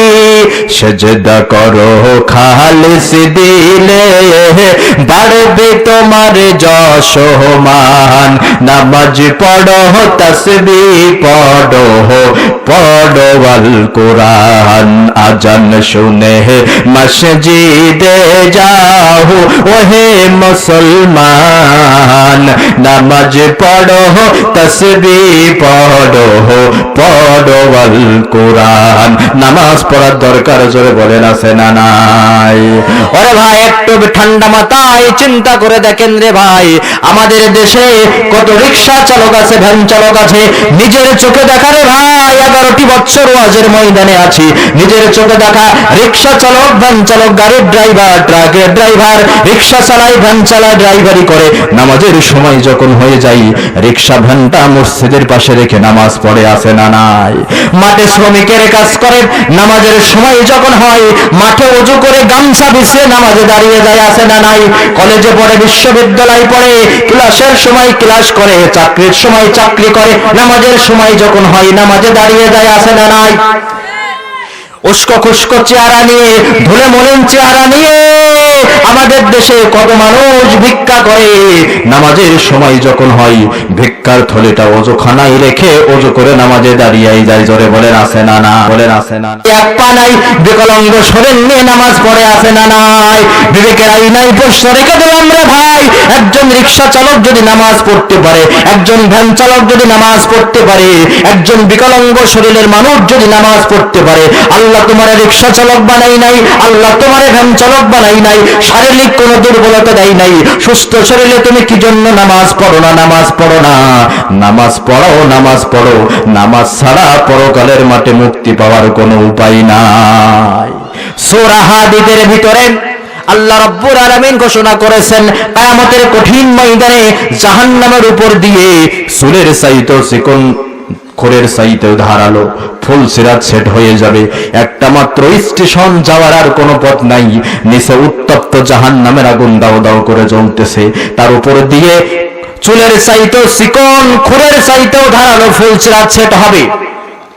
সমস্ত মানুষ ফুলসিরাত পার হবার জন্য যখন আসবে, হঠাৎ করে ফুলসিরাত অমাবস্যার নিকষকাল অন্ধকার, রজনীর মতো অন্ধকার হয়ে যাবে। আল্লাহু আকবার। যারা দুনিয়ার মাঝখানে নামাজে ছিল, আল্লাহ রাসূল সাল্লাল্লাহু আলাইহি সাল্লাম বলেন, রাতের অন্ধকারকে ভেদ করে, অর্থাৎ এশা এবং ফজরের নামাজ যারা পড়তে যায়, রাতের অন্ধকারকে ভেদ করে যারা মসজিদে নামাজ পড়তে যায়, ফুলসিরাতের মাঠ যখন অন্ধকার হয়ে যাবে, এই অন্ধকারের সময় আল্লাহ রাব্বুল আলামিন তাদের আলোর ব্যবস্থা করে দিবে। ইমানদার ব্যক্তিরা ফুলসিরাতের মধ্যে, নামাজি ব্যক্তিরা আলো পাবে। এখন আমাদের দেশে অনেক মানুষ কথা বলে, হুজুর দোয়া করেন, আগামী সপ্তাহ থেকে নামাজ পড়ব, বলে না? হুজুর দোয়া করেন, আগামী শুক্রবার থেকে নামাজ ধরবো। হুজুর দোয়া করেন, আগামী রমজান মাস থেকে নামাজ ধরবো। কিন্তু ভাই, লক্ষ্য করে দেখেন তো, আমাদের দেশে কত মানুষ প্রতিদিন রোড অ্যাক্সিডেন্ট করে মৃত্যুবরণ করে। সেই রোড অ্যাক্সিডেন্টের মৃত্যুর মিছিলে আমিও থাকতে পারি, আপনি থাকতে পারেন। কত রোগ হার্ট অ্যাটাক করে মৃত্যুবরণ করে, সেই হার্ট অ্যাটাকের মৃত্যুর মিছিলে আমিও থাকতে পারি, আপনিও থাকতে। করোনা ভাইরাসে কত মানুষ মৃত্যুবরণ করেছে, বর্তমানেও করছে, সেই মৃত্যুর মিছিলে আমিও থাকতে পারে, আপনিও থাকতে পারেন।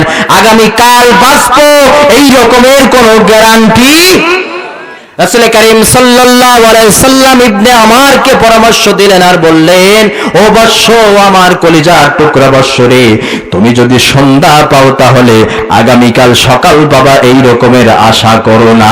আর যদি সকাল পাও সন্ধ্যা পাবা এই রকমের আশা করো না। কুন ফিদ দুনিয়া কাআন্নাকা গরীব আও আবিরিস সাবিল, দুনিয়াতে এমন ভাবে চলবা, মনে করবা তুমি হচ্ছে মুসাফির, তুমি হচ্ছে মেহমান। মেহমান যেমন একজনের বাড়িতে এসে একদিন থাকে, 2 দিন থাকে, তারপরে চলে যায়, ও বান্দা দুনিয়ার মাঝখানে এইরকম ভাবে চলো, সকাল পেয়েছি সন্ধ্যা পাবো। আল্লাহর হাবিব বলেছেন, তুমি যখন নামাজ পড়বা মনে করবা এটা হচ্ছে তোমার জীবনের শেষ নামাজ। কেমন করে ঘুমাও তুমি, কেমন করে ঘুমাও তুমি, ফজর করে কাজা, এমনও তো হতে পারে জোহরে জানাজা তোমার, এমনও তো হতে পারে জোহরে জানাজা। আওয়াজ দিয়ে বলেন কথা ঠিক না বেডি? মুসলিম হয় না জন্ম নিলে মুসলমানের ঘরে, মুমিন কাফের পার্থক্য হয় নামাজের উপরে, মানুষ নামাজের উপরে। আল্লাহর হাবিব বলেছেন, বাইনাল আবদি বাইনাল কুফরি তরকুস সালাত, একজন কাফের আর একজন মুসলমান চিনার উপায় হচ্ছে নামাজ। ইমানদার নামাজ পড়ে, কাফের নামাজ পড়ে না। তুমি নামাজ পড়ো না, হতে পারে তুমি পাসপোর্ট, ভোটার লিস্ট, আইডেন্টি কার্ডের মুসলমান, কিন্তু কোন বেনামাজি ব্যক্তি আল্লাহর দরবারে তার নামটা মুসলমানের খাতায় থাকে না। সে কাফের, সে কাফের, সে কাফের।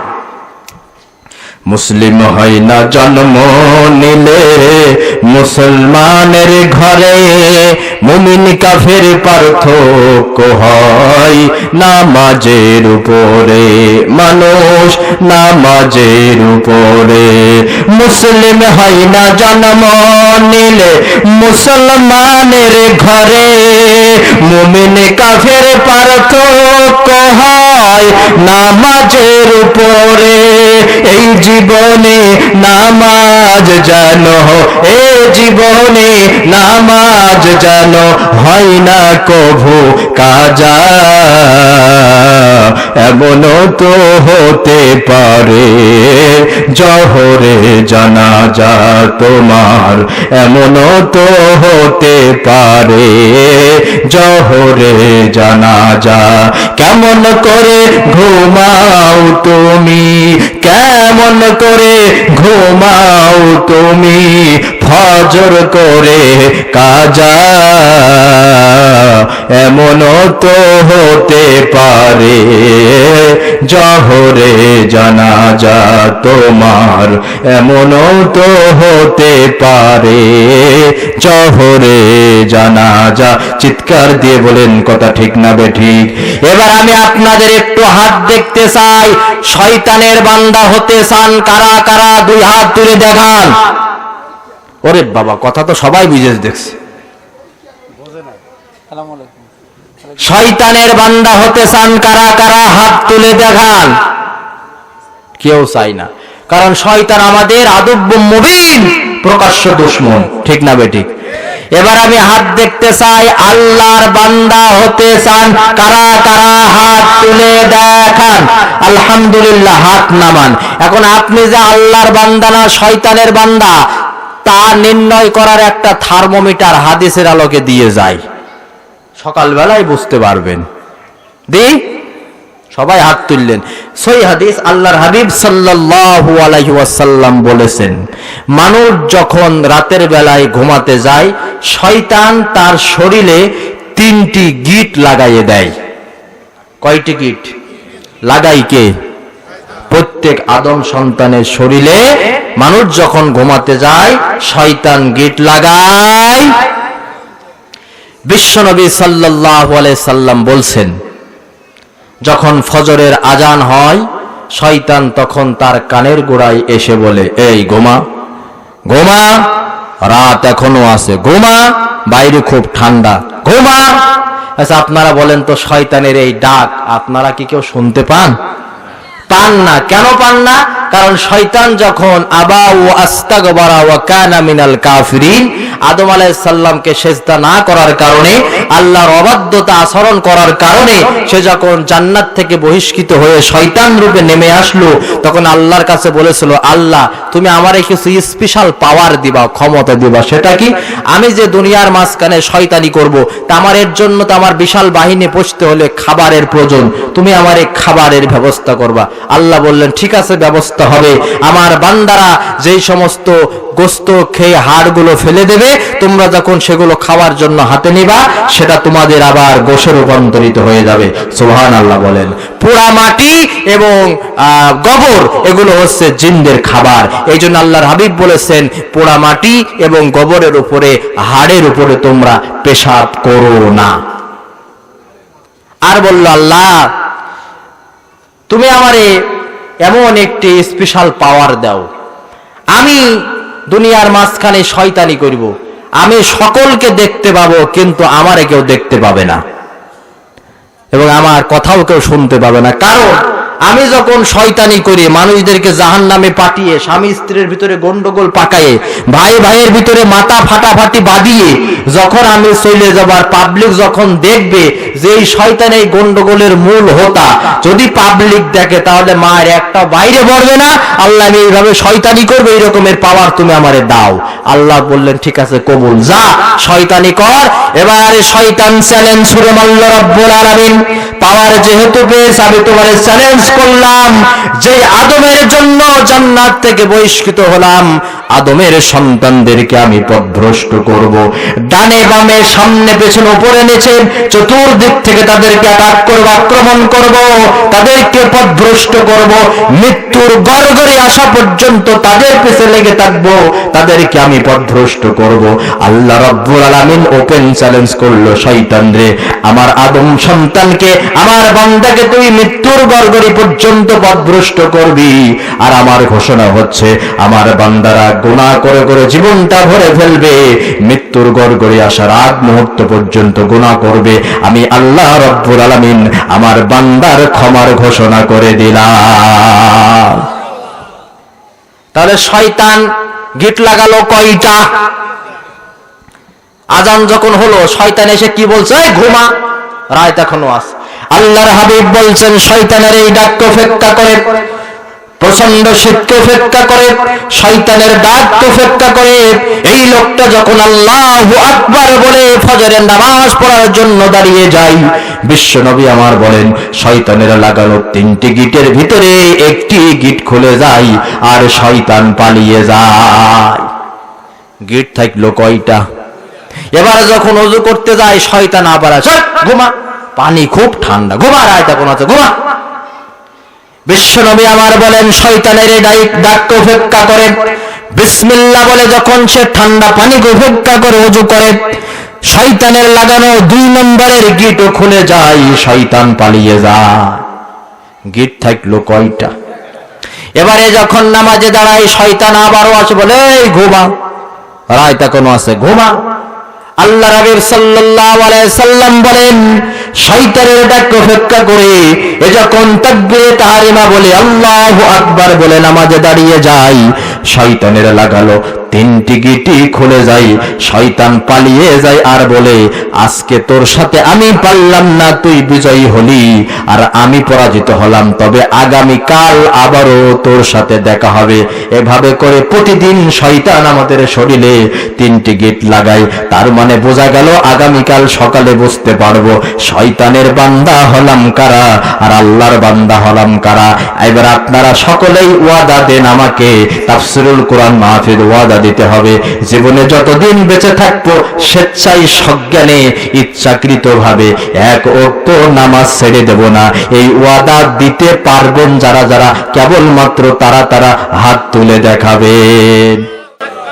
লিল্লাহি তাকবীর। হাত সবাই তুলেছে।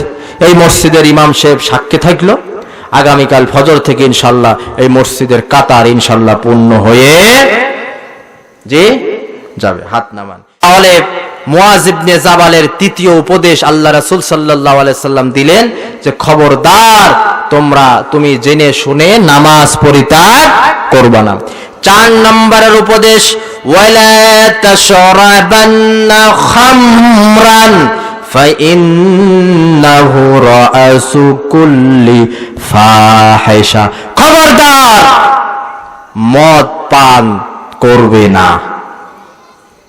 সকল পাপের মাথা, সকল পাপের হেড, সকল পাপের মূল হচ্ছে মদ পান। কিন্তু দুঃখজনক হলেও সত্য, বাংলাদেশে স্বরাষ্ট্র মন্ত্রণালয়ের মাধ্যমে 20 বছর বয়স হলেই কেউ যদি মদ খাওয়ার লাইসেন্স চায়, তাকে রাষ্ট্রীয়ভাবে তাহাকে মদ খাওয়ার লাইসেন্স দেওয়া হবে। আওয়াজ দিয়ে বলেন সুবহানাল্লাহ। এই আইন আমাদের দেশে পাশ হোক, আপনারা কি চান? চান। তবে কথা বলি, আল্লাহ রাব্বুল আলামিন পবিত্র কোরআনুল কারীম যে বিধানগুলো বর্ণনা করেছেন, সরাসরি সূরা মায়েদার 90 নম্বর আয়াতের ভিতর আল্লাহ তাআলা মদ খাওয়াকে হারাম ঘোষণা করেছে। এই মদ কিয়ামত পর্যন্ত হারাম থাকবে। বিশ্বনবী আমার বলেছেন মদের সাথে সম্পৃক্ত 10 শ্রেণীর ব্যক্তিকে আল্লাহ রাসূল সাল্লাল্লাহু আলাইহি সাল্লাম অভিশাপ দিয়েছেন, লানত দিয়েছেন। আল্লাহ রাসূল সাল্লাল্লাহু আলাইহি সাল্লাম মদখোর ব্যক্তির ইবাদত কবুল হবে না, এই কথা নবীজি বলেছেন। আল্লাহ রাব্বুল আলামিন কোরআনুল কারীমের বিধান বর্ণনা করার পরে বলেছেন, একাধিক আয়াত আল্লাহ বলেছেন তিলকা হুদুদুল্লাহ, এটা হচ্ছে আল্লাহর হদ, আল্লাহর সীমানা। খবরদার আল্লাহর সীমানা অতিক্রম করো না। যখন বান্দা সরাসরি আল্লাহর ফরজ বিধানের উপরে আঘাত আনে, আল্লাহর সরাসরি ফরজ বিধানের উপরে আইন পাশ করে, সেই সমাজে করোনা, ওমিক্রনের মতো বড় বড় মহামারী দিয়ে সেই জাতির লোকদেরকে আল্লাহ তাআলা শায়েস্তা করেন। এটা আল্লাহর পাঠানো গজব। আল্লাহর হাবিব বললেন সমস্ত পাপের মূলে হচ্ছে মদ। কারণ মদ খেলে মানুষের মাথা ঠিক থাকে না। ঠিক থাকে? আল্লাহর হাবিব আরো ভয়াবহতা বর্ণনা করতে যেয়ে বললেন, একজন ব্যক্তিকে একজন জালেম ব্যক্তি ধরলেন আর তাকে বললেন তোমাকে এই 3টি পাপের ভিতরে যে কোনো একটি পাপ গ্রহণ করতে হবে। হয় তোমাকে মদ পান করতে হবে, না হয় তোমাকে এই মেয়ের সাথে জেনায় লিপ্ত হতে হবে, না হয় তোমাকে এই বাচ্চা শিশুকে হত্যা করতে হবে। কয়টা পাপ? তাকে বলা হলো এই 3টে পাপের ভিতরে একটা পাপ তোমাকে গ্রহণ করতেই হবে, সে গ্রহণ করতে বাধ্য। এখন ওই ব্যক্তি চিন্তা করছে যে জিনা করা এটা তো মহান কবিরা গুনাহ, আর হত্যা করা, পবিত্র কোরআনুল কারীম আল্লাহ তাআলা বলেছেন কেউ যদি জেনে শুনে কাউকে হত্যা করে, গোটা পৃথিবীর মানুষকে হত্যা করলে যেই গুনাহ, একজন ব্যক্তিকে হত্যা করলে সেই গুনাহ, কিন্তু গোটা পৃথিবীর মানুষকে কেউ হত্যা করতে পারবে না। গোটা পৃথিবীর মানুষকে হত্যা করার মতো সমান গুনাহ একজন ব্যক্তিকে হত্যা করলে, সুতরাং এই হত্যাও করা যাবে না। হয়তোবা মদ খেলে এর একটু গুনাহ কম হবে। তখন ওই লোকটি জিনাও করলো না, হত্যাও করলো না, সে 3 নম্বর অপশন যেটা মদ খাওয়াটাকে গ্রহণ করলো। এখন মদ খাইলে মস্তিষ্কের বিকৃতি ঘটে কি ঘটে না? ঘটে। মদ খেয়ে মারে বউ বলে ডাকে, আছে না নাই? আর বউরে মা বলে ডাকে। একজন ব্যক্তি মদ খেয়ে মাতাল হয়ে নিজের ঘরে না ঢুকে গরুর গোয়াল ঘরে ঢুকেছে। কোন জায়গায় ঢুকেছে? গরুর গোয়াল ঘরে ঢুকে গরুর লেজ ধরে বলছে বুলবুলির মা, প্রতিদিন তো চুলের বেনি 2টা করো, আজকে বেনি 1টা কেন? ও হারামজাদা ধরেছে কি যে? তাহলে এই লোকটা যখন মদ খেয়েছে মস্তিষ্কের বিকৃতি ঘটে গেছে। আল্লাহর হাবিব ভয়াবহতা বর্ণনা করতে যে বলছে এই লোকটা মনে করলো মদ হয়তো বা কম গুনাহ, যখনই মদ খেলো মস্তিষ্কের বিকৃতি ঘটলো, তখনই জিনায় লিপ্ত হলো, আর ওই ছোট্ট শিশুটাকে সে হত্যাও করলো। চিৎকার দিয়ে বলেন নাউজুবিল্লাহ। এজন্য মদ খাওয়া যাবে না, মাদকতার সাথে আমার ইসলামের কোনো সম্পর্ক নাই। 5 নম্বরের উপদেশ, وَإِيَّاكَ وَالْمَعْصِيَةَ فَإِنَّ بِالْمَعْصِيَةِ حَلَّ سَخَطُ اللَّهِ عَزَّ وَجَلَّ। খবরদার গুনাহ থেকে বেঁচে থাকবে। কেননা বান্দা যখন গুনাহ করে, গুনার মাধ্যমে আল্লাহর ক্রোধের সৃষ্টি হয়।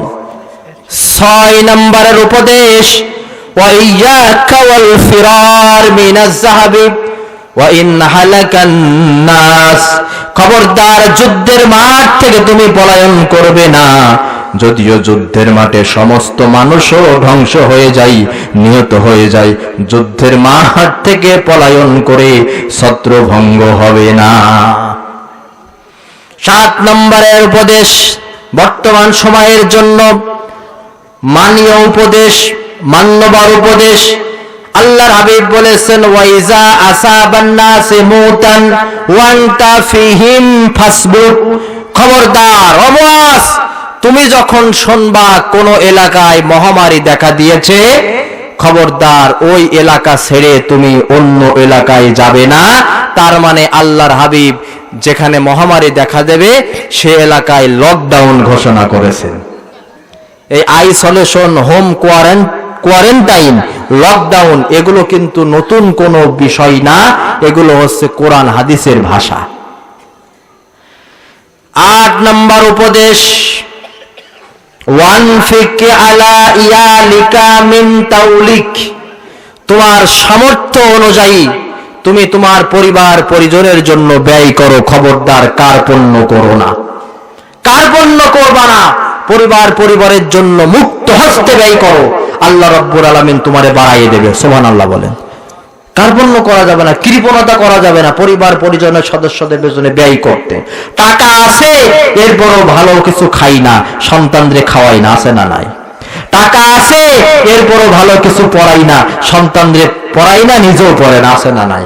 আল্লাহর হাবিব বলেন না, কার্পণ্য করো না, পরিবার পরিজনের জন্য মোট তোমার সামর্থ্য অনুযায়ী ব্যয় করো, তাদের পেছনে খরচ করো, তোমার বাড়িয়ে দেবেন কে? 9 নম্বর উপদেশ, ওয়ালা তারফা আনহুম আসাকা আদাবা। খবরদার, খবরদার, তুমি পরিবারের গার্জিয়ান, তুমি পরিবারের অভিভাবক, তোমার পরিবারের সদস্যদের আদব কায়দা শিক্ষা দেওয়ার ব্যাপারে তুমি কখনোই বিরত থাকবে না। এমনকি তাদেরকে আদব কায়দা শিক্ষা দেওয়ার জন্য তোমার বাড়ির মেন ফটক যেখানে সকলের চোখ পড়ে সেখানে একটা বেদ তুমি ঝুলাইয়ে রাখো। কথাকার? রাসূলের। কথাকার? কিন্তু দেখেন তো আমরা আমাদের পরিবার পরিজনকে আদব কায়দা শিক্ষা দিই কতটুকু? ছোট্টবেলায় কিন্তু আদব কায়দা শিক্ষা দেওয়ার মূল টাইম, ঠিক কিনা বলেন?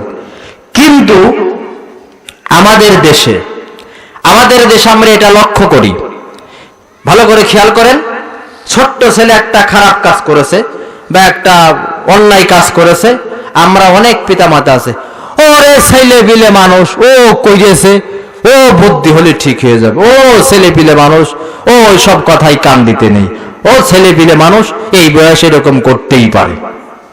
এটা চরম ভুল ভাই, চরম ভুল ভাই। ছেলে পিলে যখনই অন্যায় করবে তখনই সেই অন্যায়টা তাৎক্ষণিক তারে শুধরিয়ে দিতে হবে। কেন? কারণ একটি গাছ যখন জমিনে বপন করা হয়, গাছের চারা, ওই সময় যদি আপনি একটি খুঁটি গাছের চারার সাথে না লাগিয়ে দেন তাহলে সেই গাছটি বেঁকা হয়ে জন্মাবে। আর যদি খুঁটি থাকে গাছটি সোজা হয়ে জন্মাবে, সোজা হয়েই বড় হবে। কিন্তু আপনি খুঁটি বাঁধেন নাই, গাছটি বেঁকা হয়ে বড় হয়েছে। এখন গাছ বেঁকা হয়ে বড় হয়ে গেছে, 10 বছর বয়স হয়ে গেছে, গাছের অনেক মোটা সারি হয়েছে। এখন চিন্তা করছে, না এই বেঁকা গাছে তো কোনো কিছু বানানো যাবে না। এখন এই বড় গাছটাকে, সারি গাছটাকে যদি আপনি 10 বছর পরে বেঁকা গাছটাকে সোজা করতে যান, আপনারা বলেন গাছ কি সোজা হবে না ভেঙে যাবে, মরকে যাবে? ঠিক তেমনি ভাবে সন্তান ছোট অবস্থায় যদি সন্তানরে আদব কায়দা শিক্ষা না দেন, বড় হলে ওই সন্তানকে আদব কায়দা শিক্ষা দিলে ওই সন্তান তেম গাছ ভাঙার মতো ভেঙে যাবে, আদব কায়দা শিক্ষা পাবে না। প্রিয় হাজিরিন, আপনি কেমন পিতা, আপনি কেমন পিতা যে সন্তানকে আপনি আদব কায়দা শিক্ষা দিতে পারলেন না, সন্তানকে আপনি সালাম দেওয়া শিক্ষা দিতে পারলেন না, আপনি আপনার সন্তানকে শিক্ষা দিলেন টাটা, বাই বাই, নাই নাই, খাই খাই। আপনি আপনার সন্তানকে শিক্ষা দিতে পারলেন না, ওই যে তোর আব্বা যায়, তোর নানা যায়, তোমার দাদা যায়, তুমি তারে দাও ফি আমানিল্লাহ, তুমি তারে দাও আসসালামু আলাইকুম, তুমি তারে দাও আল্লাহ হাফেজ। কয়জন পিতা তার ছেলেকে, তার মেয়েকে শিক্ষা দিতে পেরেছেন? একথা মনে রেখেন, আপনি আপনার সন্তানকে সালাম না শিক্ষা দিয়ে যদি সন্তানকে শিক্ষা দেন বাই বাই, নাই নাই, টাটা, ওই সন্তান বড় হলে আপনার মুখে মারবে ঝাঁটা।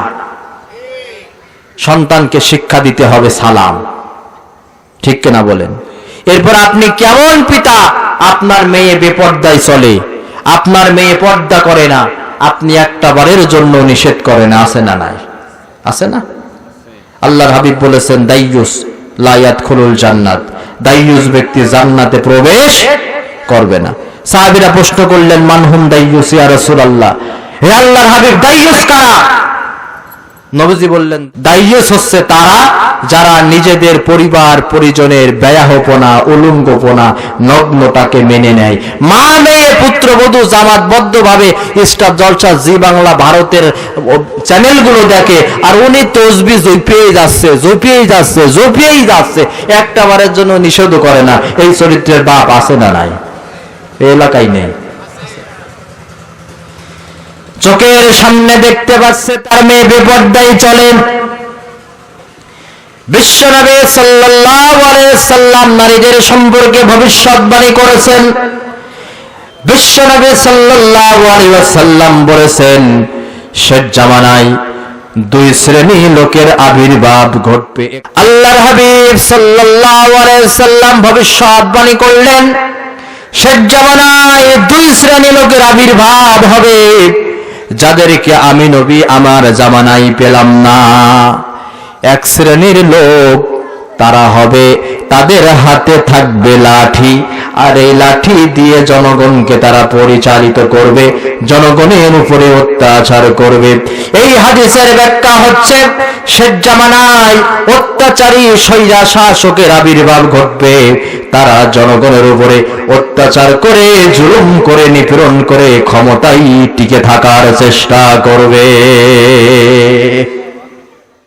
দুই নম্বর শ্রেণী, বিশ্বনবী আমার বলেন শেষ জামানায় এক শ্রেণীর মহিলার আবির্ভাব ঘটবে। এই মহিলার স্বভাব হবে তিন রকমের। আওয়াজ দিয়ে বলেন কয় রকমের? এই তিন স্বভাব বর্ণনা করার পরে বিশ্বনবী আমার বললেন এই তিন স্বভাবের মহিলা যারা হবে, লা ইয়াদখুলুল জান্নাহ ওয়ালা ইয়াজিদনা ফি রিহাহা, এই তিন শ্রেণীর কোন স্বভাবের মহিলা জান্নাতে প্রবেশ করবে না। হাজার হাজার মাইল থেকে যেই জান্নাতের সুঘ্রাণ পাওয়া যায় সেই জান্নাতের সুঘ্রাণও পাওয়া যাবে না, এদের স্থান হয়ে যাবে জাহান্নাম। আওয়াজ দিয়ে বলেন তো স্বভাব কয়টা? সকলেই আওয়াজ দিয়ে বলেন স্বভাব কয়টা? তিন স্বভাব। ও মা এবং বোনেরা, ও আব্বা জানেরা, যাদের কন্যা সন্তান আছে, যাদের স্ত্রী আছে, যাদের পুত্রবধূ আছে, একটু খেয়াল করে শোনেন। স্বভাব বিশ্বনবী বর্ণনা করলেন তিনটি। কয়টি? এক নম্বরের স্বভাব, এই হাদিসটি যেদিন আমি পড়ছিলাম মনে হচ্ছিল যেন বর্তমান সময়ের এই দৃশ্যগুলো দেখে দেখে আল্লাহর হাবিব 1400 বছর পূর্বে এই ভবিষ্যৎবাণীটা করেছেন। আল্লাহর হাবিব প্রথম স্বভাব বর্ণনা করলেন নিসাউন কাসিয়াতুন আরিয়াতুন, ওই সমস্ত মহিলার প্রথম স্বভাব হচ্ছে ওরা কাপড় পরার পরেও উলঙ্গ থাকবে। কি মারাত্মক কথা! মানুষ কাপড় পরে সতর ঢাকার, কিন্তু কাপড় পরে কাসিয়াতুন কাপড় পরা, আরিয়াতুন উলঙ্গিনী। সাহাবেরা প্রশ্ন করলেন কাপড় পরার পরেও উলঙ্গ, এটা কেমন কথা? ব্যাখ্যা হচ্ছে দুইটা।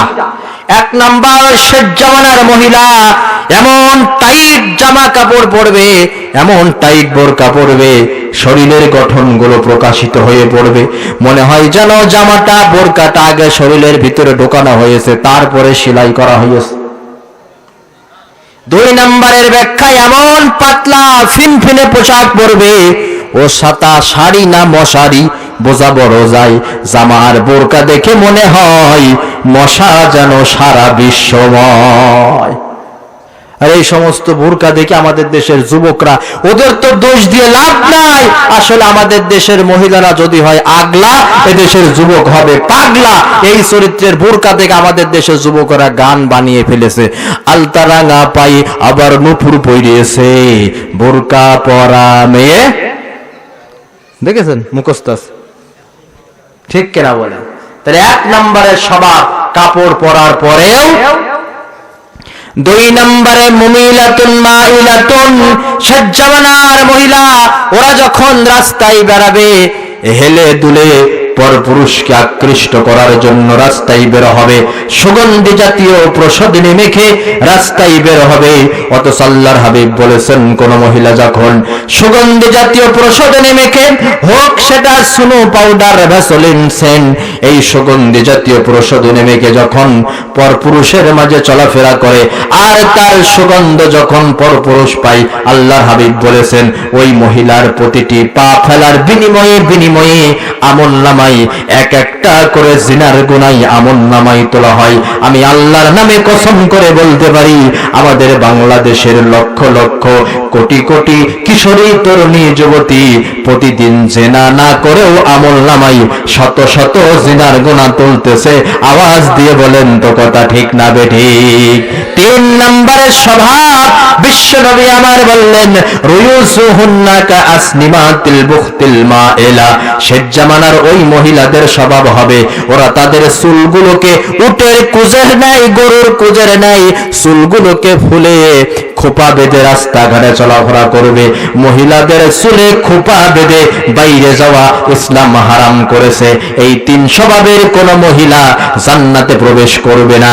এবার আসল কথা হচ্ছে বেপর্দাশীল যারা স্বামী, যেই সমস্ত মহিলার স্ত্রীরা বেপর্দায় চলে, যেই সমস্ত স্ত্রীরা তাদের যাদের স্বামী আছে, আর যেই সমস্ত মেয়েরা বেপর্দায় চলে তাদের যাদের পিতা আছে, এরা যদিও নামাজ পড়ে রোজা রাখে, তার সন্তান মহিলা সন্তানেরা যদি স্ত্রীরা যদি বেপর্দায় চলে, আল্লাহর হাবিব বলেন দাইয়ুস, এই দাইয়ুস ব্যক্তি কখনো জান্নাতে প্রবেশ করবে না। আপনাদের এলাকায় আছে কিনা জানেন, আমাদের এলাকায় আমি দেখেছি বৃদ্ধা মা, বৃদ্ধা দাদি, বৃদ্ধা নানি, বৃদ্ধা শাশুড়ি বোরকা পরে, হাত মোজা পরে, পা মোজা পরে, মুখ ঢেকে চোখ ঢেকে বাইরে যায় না? আলহামদুলিল্লাহ বলেন, আলহামদুলিল্লাহ বলেন। কিন্তু পাশেই তার 14, 15, 16 বছরের মেয়ে, নাতনি অথবা পত্নী অথবা পুত্রবধূ, তাকে সাজিয়ে গুছিয়ে 3 পিস পরাইয়ে, লেল পালিশ, ঠোঁট পালিশ লাগাইয়ে পাশ দিয়ে নিয়ে যায়। এই রকমের দৃশ্য কি এই এলাকায় দেখা যায়? মা বোরকা পরা, শাশুড়ি বোরকা পরা, নানি বোরকা পরা, দাদি বোরকা পরা, পাশে মেয়ে, নাতনি, পুতনি অথবা পুত্রবধূ সেই যে গুজে বাইরে যায়, আছে। এখন আল্লাহর কোরআনের বক্তব্য কি? সূরা নূর, আল্লাহ তাআলা বলেছেন যেই সমস্ত মহিলারা বৃদ্ধা হয়ে গেছে, যৌবন শেষ হয়ে গেছে, যাদের মনের ভিতরে বিয়ে করার কোনো কামনা বাসনা নাই, এরা যদি এখন পর্দা না করে, বোরকা না পরে, ফালাইসা আলাইহিন্না জুনাহ, এদের কোনো গুনাহ নেই, পাপ নাই। যদি এখন করে ভালো, এটা মুস্তাহাব, তবে না করলে এদের কোনো গুনাহ নাই, এদের পর্দা করা এখন মুস্তাহাব। কারণ একজন 70-80 বছরের বৃদ্ধা মহিলাকে দেখে আমাদের দেশের কোন যুবক কিন্তু বলবে না ইফটিজিংয়ের নিয়তে এক্সকিউজ মি বুড়ি, বলবে? কিন্তু বলবে কারে দেখে? পাশে যে নাতনি পুতনি আছে তারে দেখে বলবে। আল্লাহর কোরআন বিধান দিলেন সূরা নূরের ভিতরে, বৃদ্ধা মহিলা তোমার পর্দা করা মুস্তাহাব, না করলে কোনো গুনাহ নাই। কিন্তু তোমার পাশে যারা আছে না, তাদের পর্দা করানো তোমার জন্য ফরজ। তুমি ফরজ বিধান লঙ্ঘন করে মুস্তাহাব নফল পালন করতেছো, সওয়াব না গুনাহ? ফরজ আগে না নফল আগে? এখন এক ব্যক্তি ইমাম সাহেবের মুখ থেকে জুমার দিনে বয়ান শুনেছে, কোরবানির ফজিলত সংক্রান্ত বয়ান। যে ব্যক্তি কোরবানি দিবে, কোরবানির পশুর পশমের বিনিময়ে আমলনামায় নেকি লেখা হবে। কোরবানির পশুর রক্ত যখন জমিনে নিক্ষিপ্ত হয়, কোরবানি দাতার জীবনের গুনাহ খাতা মাফ হয়ে যায়। কোরবানির পশুর যতগুলো পশম, তার বিনিময়ে নেকি। এই ফজিলতের বয়ান শুনে একজন ব্যক্তি, গরিব মানুষ, নিয়ত করেছে এত ফজিলতের কুরবানি ছাড়া যাবে না। নিয়ত করলাম আল্লাহ কুরবানির এখনো 7 দিন বাকি আছে, চুরি করে হলেও কুরবানি দেব। কি নিয়ত করেছে? চুরি করে। নিয়ত মোতাবেক পরের দিন পাশের গ্রাম থেকে একটা ছাগল চুরি করে নিয়ে আসছে। ইমাম সাহেব তিনি তাহাজ্জুদের নামাজ পড়ার জন্য পুকুর পাড়ে ওযু করতে গেছে। তো লোকটাকে দেখে বলছে, এই তাহাজ্জুদের রক্তে রাত 3-4টার সময় তুমি পাশের গ্রাম থেকে ছাগল নিয়ে আসছো, এটা কি চুরির ছাগল? বলছে হুজুর আস্তে কথা বলেন, এই গভীর রজনীতে মানুষ শুনে ফেলবে। আসলে হুজুর আপনি কালকে জুমার দিনে যে বয়ান দিয়েছেন, কুরবানির ফজিলত শুনে দিল আমার নরম হয়ে গেছে। আমি নিয়ত করেছি এত ফজিলতের কুরবানি ছাইবো না, যা হয় হোক কপালে, যা আছে কপালে দেখা যাবে সকালে। নিয়ত করেছে হুজুর চুরি করে হলেও কুরবানি দেব। তো সেই মোতাবেক একটা ছাগল চুরি করে নিয়ে আনছে। ইমাম সাহেব বলছে যে তুমি যে চুরি করে কুরবানি দিবা, এই যে চুরি করার গুনাহ, এটা তোমার আমলনামায় উঠবে না? ওই লোকটা বলছে হুজুর সেই হিসাব, সেই অঙ্ক আমার করা সারা। কুরবানি করার যে সওয়াব, কুরবানি করার জন্য সেই সওয়াব আমার আমলনামায় উঠবে, আর চুরি করার কারণে চুরির গুনাহ আমার আমলনামায় যাবে। গুনাহ আর সওয়াবে কাটাকাটি, মাঝখানে আমি গোশতটা খাবো ফাও। নিয়ত দেখেন। এই লোক, আসল কথা, এই লোক আবার জুমার দিনে বয়ান শুনেছে যে পাগড়ি মাথায় দিয়ে যদি নামাজ পড়া যায়, যার মাথায় পাগড়ি নেই তার চাইতে 70 গুণ সওয়াব পাওয়া যাবে। সুবহানাল্লাহ বলেন। এই বয়ান জুমার দিন শুনে আসরের নামাজে যখন দাঁড়াবে, চিন্তা করে সরি আল্লাহ, ইমাম সাহেবের মুখ থেকে কি ফজিলতের হাদিস শুনে আসলাম। পাগড়ি মাথায় দিয়ে নামাজ পড়লে যার মাথায় পাগড়ি নাই তার চাইতে সওয়াব বেশি। এই সওয়াব ছাড়া যাবেই না। কি করবে? পাগড়ি নেই, ও লুঙ্গি খুলে পাগড়ি বাঁধতেছে। আপনারা বলেন সতর ডাকা কি? সকলে বলেন কি? আর পাগড়ি মাথায় দিয়া নফল, পাগড়ি মাথায় দিয়া। আচ্ছা আপনারা বলেন ফরজ লঙ্ঘন করে পাগড়ি মাথায় দিয়ে নফল পালন করেছে, ওর আমলনামায় কি সওয়াব হয়েছে না গুনাহ হয়েছে? ফরজ লঙ্ঘন করে অর্থাৎ লুঙ্গি খুলে পাগড়ি বাঁধলে যেমন সওয়াব হয় না, গুনাহ হয়। তোমার পর্দা করা এখন নফল মুস্তাহাব, আর তোমার মেয়ে, তোমার নাতনি, তোমার পুত্নীর পর্দা করা ফরজ। তুমিও সওয়াব অর্জন করো নাই, গুনাহ অর্জন করেছো। জোরে কোন ঠিক না বেঠিক? এই জন্য পিতারা যারা আছেন সচেতন হন, দাইয়ুসের কাতায় নামটা লিখিয়েন না। সর্বশেষ বক্তৃতা আল্লাহর হাবিব 10 নম্বরের উপদেশ দিলেন। আল্লাহর হাবিব বললেন, ওয়া আকিফুহুম ফিল্লাহ, ওয়া আকিফুহুম ফিল্লাহ, তুমি আল্লাহকে, পরিবার পরিজনের সদস্যকে আল্লাহর ভয় সম্পর্কে সচেতন করো। প্রত্যেক পরিবারে সাপ্তাহিক একটি দিনই বৈঠক হওয়া দরকার।